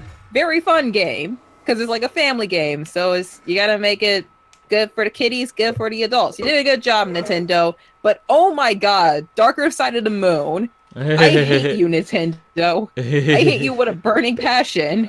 I beat it. I've heard some things. I beat it. Many coins were lost that day. That's a good thing, though, that dying doesn't matter as much. I mean, they make it like a point that dying means something, but at least it's not like horrible, you know what I'm saying?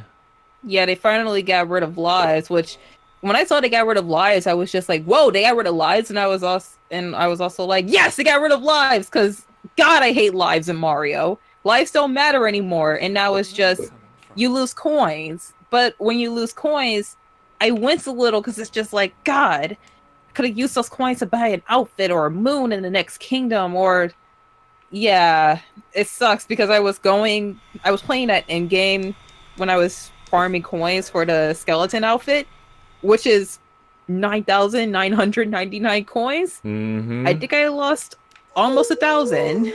Wow. Like I've heard the completionists talk about it, and I'm like, yeah, I'm a completionist, and even I know that it's like, that's a grind. Like, it's so hard. The completionist recently did his Ni no Kuni Ni no Kuni episode, and I'm just like, I did that. It takes friggin' forever. I still haven't played the first one. I want to, but I don't know when. But yeah, farming all those coins were pretty difficult. There's 2 great places where you could farm coins, one of which being the T-Rex nest and the Cascade Kingdom, which you can unlock after beating the game. Or the kingdom, I don't know, I forgot. But in Darker Side, every time you die, you're sent back to the beginning. And it's so challenging because it makes you use every single thing that you have learned in the game. And it's, hey, that's great. That's awesome. But you know what I don't like? Dying over and over and over and over and over again, getting sent to the very beginning and losing all the coins I was saving for the suit. It was not, yeah, it was hard, but it was fair. Like, I raged quit a few times. I had to put the game down and come back to it a few times. I changed the music multiple times because I got so sick of listening to the music in that level. But it's every time I died, at least I got better and I knew what I was doing, you know? And that was a very rewarding feeling finishing the game, especially since at the very end, Cappy says something to you. And it's so impactful because that's not Cappy talking. That's Nintendo talking. Oh. And yeah, and it's like Mario, the game already talked to you. The game already talked to you for playing the game. But what Cappy says is Nintendo thanking you for not just playing the game, but for being here by their side for as long as they have, especially through one of their very recent rough patches that was fixed thanks to the Switch. So yeah, beating Darker Side, very rewarding, and not just because I got a very cool hat. But it was fun. Mario Odyssey's a fun game, and Balloon World, even better, because now I have a way to farm coins, and it's so much more fun than going to the T-Rex nest over and over again. And the new outfits are pretty dope, and by new outfits, I only mean the Sunshine one. There's literally a Sunshine reference in that outfit. It literally said, reminds you of days cleaning on the beaches. Oh, God. Damn it, Mario Sunshine. You hear this? Slow clap for you, Nintendo. Good job. I'm proud of you. And I'm pretty sure Mario only has that knight armor because, praise the sun, Dark Souls is coming to the Switch. Dog is trying to get out the room again. Sorry. It's all good. It's all good. I closed the door on her. There you... Okay, you were just trying to get out the room. Back to this side. I don't get you. I don't get you at all. The other night, she pushed her bed out of the way so she can lay on her mat. Her very hard mat, instead of her comfortable, kind of soft, needs to be repaired or get a new one bed. She used the bed as a pillow. Okay, I'm opening. You pushed the door closed yourself. There you go. Aren't you gonna leave?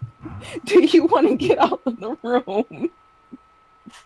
What are you doing? I don't get you. I don't Joel. think she even knows. Joel, what are you doing? Okay, are you going with Mom? Or are you staying? Okay, now she's looking out the room. Now she's looking back at me. Now back at me, now at the room. Now back to me. Okay, she's wagging her tail like she's expecting for me to do something. Please. You clearly want to get out, so leave. Go. Eat your food. Get some water. And she's gone. I don't get this dog. This is my dog. She's a derpy little thing. She's spoiled rotten. But I love her. No, she just wants your attention. I don't get this dog. Okay, so that's there. So... Oh god. Charger. Where's my charger? Sorry. What does that do, though? Yeah, I gotta look up something else now.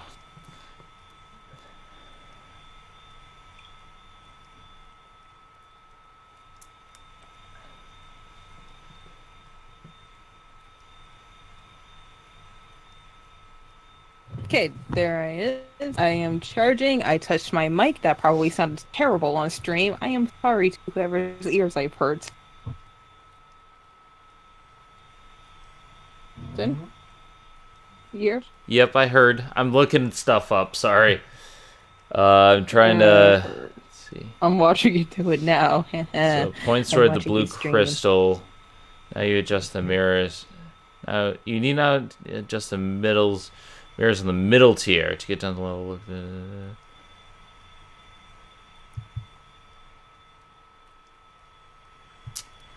Okay. So I'm on the wrong level. I need to go back around. I rounded down. Puzzles. Puzzles and zigzagging. By the way, we should totally get a Switch. I don't have the money for a Switch yet. I'm still not full-time. That's hopefully next month. I know, but Stardew Valley multiplayer drops. Gotta be pretty dope to play with friends. Alright, so... You gotta drop down and go around. Oh, well, we're all running now. And you died. Nope, I'm not dead. Not dead yet. What did I immediately think? When you said that, why did I immediately think of God's Not Dead? I don't know, because I haven't seen God's Not Dead. I haven't either. I just saw the review talking about how horrible the movie was. They're actually dropping the third movie the same day Ready Player One comes out. Oh boy. I know. That's one way to get people to not see your movie. Right. Like, I actually hope the movie... Like, of course the movie is going to be good. It's just... I'm reading the manga right now. Manga's not perfect. It's not great, but it's really fun. Hi, dog. How are you? Okay, why are you getting under my desk again? Okay. There you go. Oh, that's what I gotta do. Ah, stupid. Let's see. What, you gotta change the position of the lights? What are you doing? Your breath.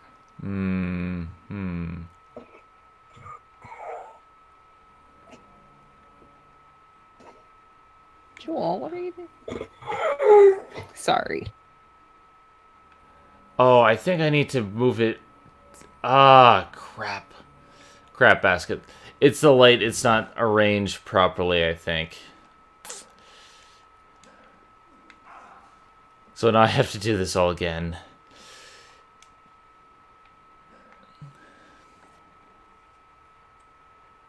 Like this, the lights have to be arranged like pristine to get to like where they need to be. She's fine now.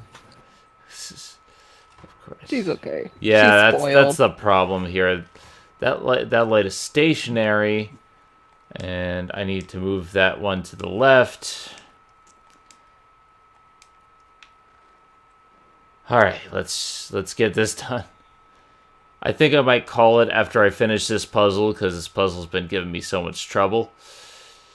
It's not one of those stupid Prince of Persia puzzles, huh?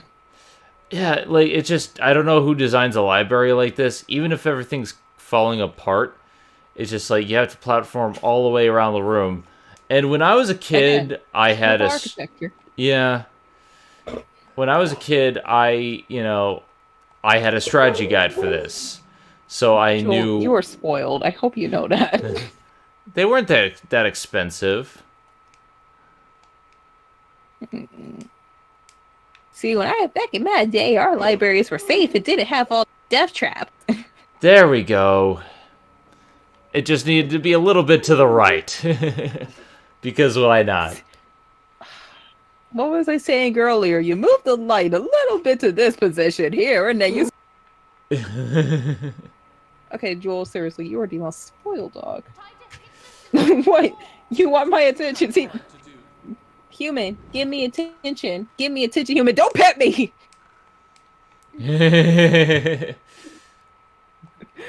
I can pet you whenever I want. Come here. Come here. I can pet you whenever I want. Alright, and now the light is finally where it needs to be. Yay! Yeah, you did it. I did it! Good for you. Have a cookie. I deserve a cookie after that. You deserve the best sugar-ridden diabetes Ben & Jerry flavor it is. I'll tell you what it's called. It's called Peace on Earth. I had it. It is delicious. It is just a sugary diabetes-filled mess, but it is wonderful. And it's only a limited edition one, too. Oop. Let's not do that. A little bit to the left. There we go. There we go. You did it. Hey, Farah was there waiting for you the whole time. Like, what took you so long? Oh, I don't know. Maybe if you gave me a... Maybe if you helped out at some point. You know, not shoot arrows at you. That helps too. And be useful for once. Oh, that's never gonna happen. Yeah, that's true. Only in Overwatch. You get the new sword? Not yet. Ah. What, you just find swords lying around and it's just like, ooh, shiny thing. There we go. Okay, so I need to do this, jump to this.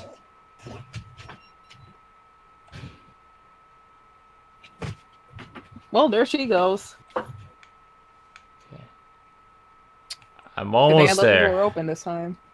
Do you go through the crack in the wall now? No, Farah goes to the crack in the wall. So that's how she got all the way up here. Because she a skinny bitch. Yep. Okay, so now I'm on this area of the ledge. Oh, God. And I need to go to this ladder.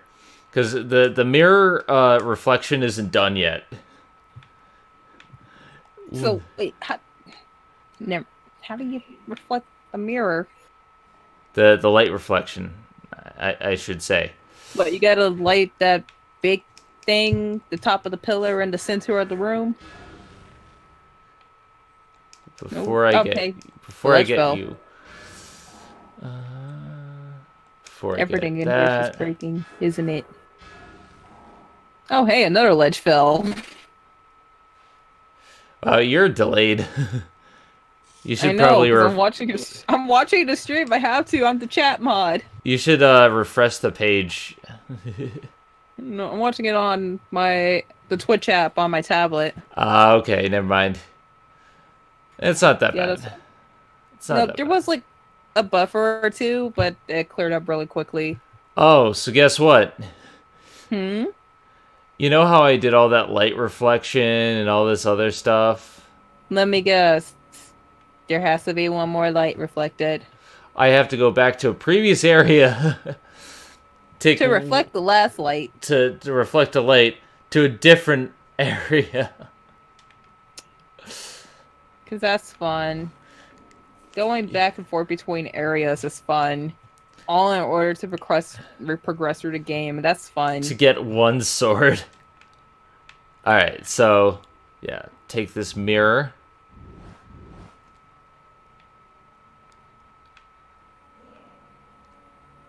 Okay, so you're pushing... Okay, I see what you're doing.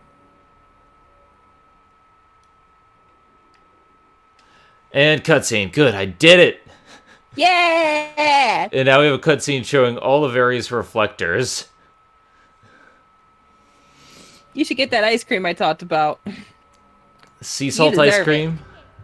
It's this limited edition Ben and Jerry's flavor. It's just so full of sugar. I love it. It's caramel and chocolate and marshmallows and fudge and so much more. And it's so full of sugar. And I'm so hyper because it's seriously, it's delicious. It's just, oh my god, you can taste everything. And I love sweet stuff, so it's a dream come true. Okay, and then drop down to here. And you get a sword. Yeah, and I get a sword. Finally, we get a new sword. So there's only one more sword left in the game, and the puzzle is thankfully a lot easier than this. Dear God. Yay, good for you. You did it. It's been far too long since I've beaten this game. But yeah, now I have a pretty damn badass sword. Yay. And I'm gonna... First of all, I'm gonna get health. And I'm gonna save at the next save point, and I think that'll be it for the stream, because we're pretty close to endgame. I think like you could probably beat it in like a stream and a half.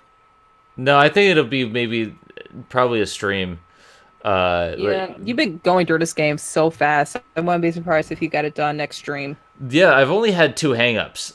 And both of them are the puzzles. Wow, like, thinking back, the 2 problems I've had was the guard puzzle and this puzzle.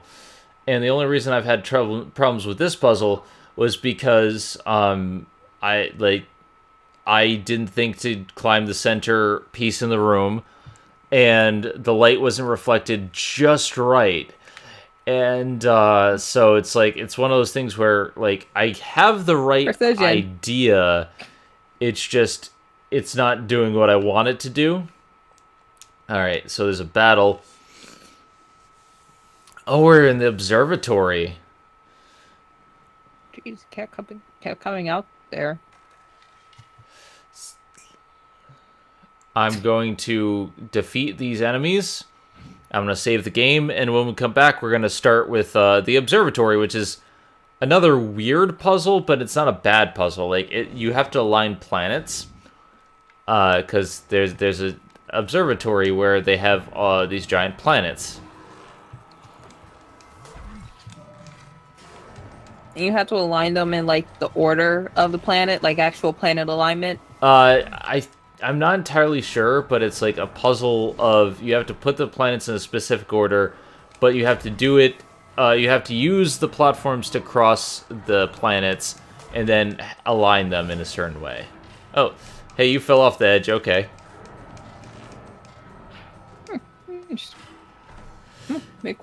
Hey, there's Farah, doing absolutely nothing. Yeah.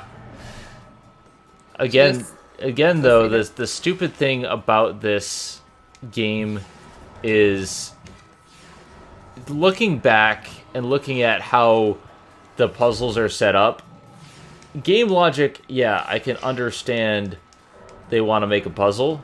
It's not justified in the game world.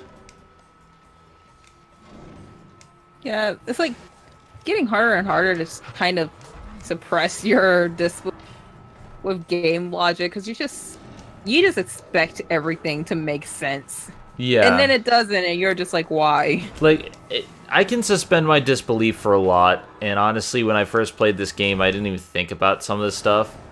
But now, like, looking at it, I'm just like, no, this is a bit much.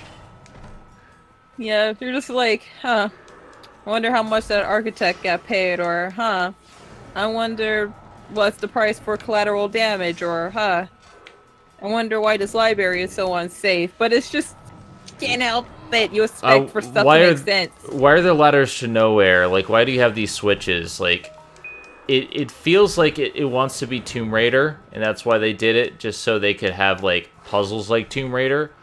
But it also, like, it just doesn't work in the context of the story. That's the thing. It doesn't work in the context of the story. Well, hey, at least you're not playing a David Cage game. That is true. Cagey boy. Still hate you. But I'm still gonna buy your game anyway, so it's not like it matters. Alright, so here's the final save point for today. How far are you? I'm over 69%. Like, Nice. I'm gonna be checking it as soon as this cutscene ends. Nice. And it keeps showing the prince dying. Like, in a lot of these visions, the further you go on, it's just saying, oh, hey, the prince is dead. But how if the prince dies, how are you gonna make a third game? I Doesn't do make not sense. know.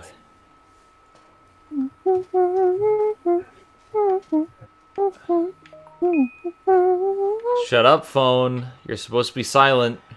I think the reason why the game keeps showing the prince dying is because it's just like, hey dude, don't die. Here's how you're gonna die, so don't. Okay, so yeah, we're in the observatory, 71% through the game. And we've done that in 3 hours, 59 minutes. So, just about 4 hours. Good for you. Good for you. So, yeah, we are going to be finishing this game next session. We've been going about 2 hours. Normally I would go a little bit longer, but I'm actually getting kind of hungry. I probably want to go out, maybe get some stuff to eat. But, like, this has been a fun stream. I know that the end was a little bit problematic simply because of the puzzle. And I apologize for that, but that's video games in a nutshell. Even if I didn't know what to do, like, even if I hadn't played this game before, that puzzle would have been ridiculous. So, yeah. Thank you guys so much for watching the stream. For you in YouTube, thank you guys for watching at home. We're going to be finishing the Sands of Time next week. So, look forward to that. And then I will compile my, initial thoughts upon completing the game. And that'll be unscripted. That'll just be, like, my kind of thoughts as we move through. Like, eventually we'll get through the 5 games in the series, and I'll do my complete kind of look back of, what happened to the series and, like, what really happened over time. But right now, I am still really enjoying this game despite the problems. I riff on it, but it's one of those that, like, it has minor problems for the time, but it's still one that I keep coming back to, and because the gameplay is very solid. Is there problems with the puzzles? Yes. And if I didn't have a strategy guide as a kid, I would be lost. I would keep trying everything, but, like, I would probably still be lost. But anyway, thank you for watching. I'm Zenith Warrior, and I'm going to gear up for tomorrow when I start the next part of the Kingdom Hearts marathon, the Kingdom Hearts stream. I know I'm uploading the older episodes as we go. Like, right now we're only on episode 2 on YouTube, but I think there's 14 streams that I've done so far, and I'm just slowly updating that backlog. But the next thing that we're doing on the Kingdom Hearts stream is we are doing the final synthesis for Ultima Weapon, and we are going to start with the secret bosses in the Hades Cup, and that's going to be coming up next stream. Hopefully we'll be able to do that, get Hades Cup, and then defeat Ice Titan, because that'll be a nice even end. But the stream starts for tomorrow. But, if you're watching on YouTube, it's already happened. But you can get updates on all of my streams by following me at twitch.tv/Zenith will rule. And anyway, guys, have a good one. See you next time. Yay! Hey, this is Megami33. Thank you for watching Zenith Will Review. Don't forget to like, comment, and subscribe for more awesome videos. If you like what you see, check out the Patreon page at patreon.com/Zenith Will Review.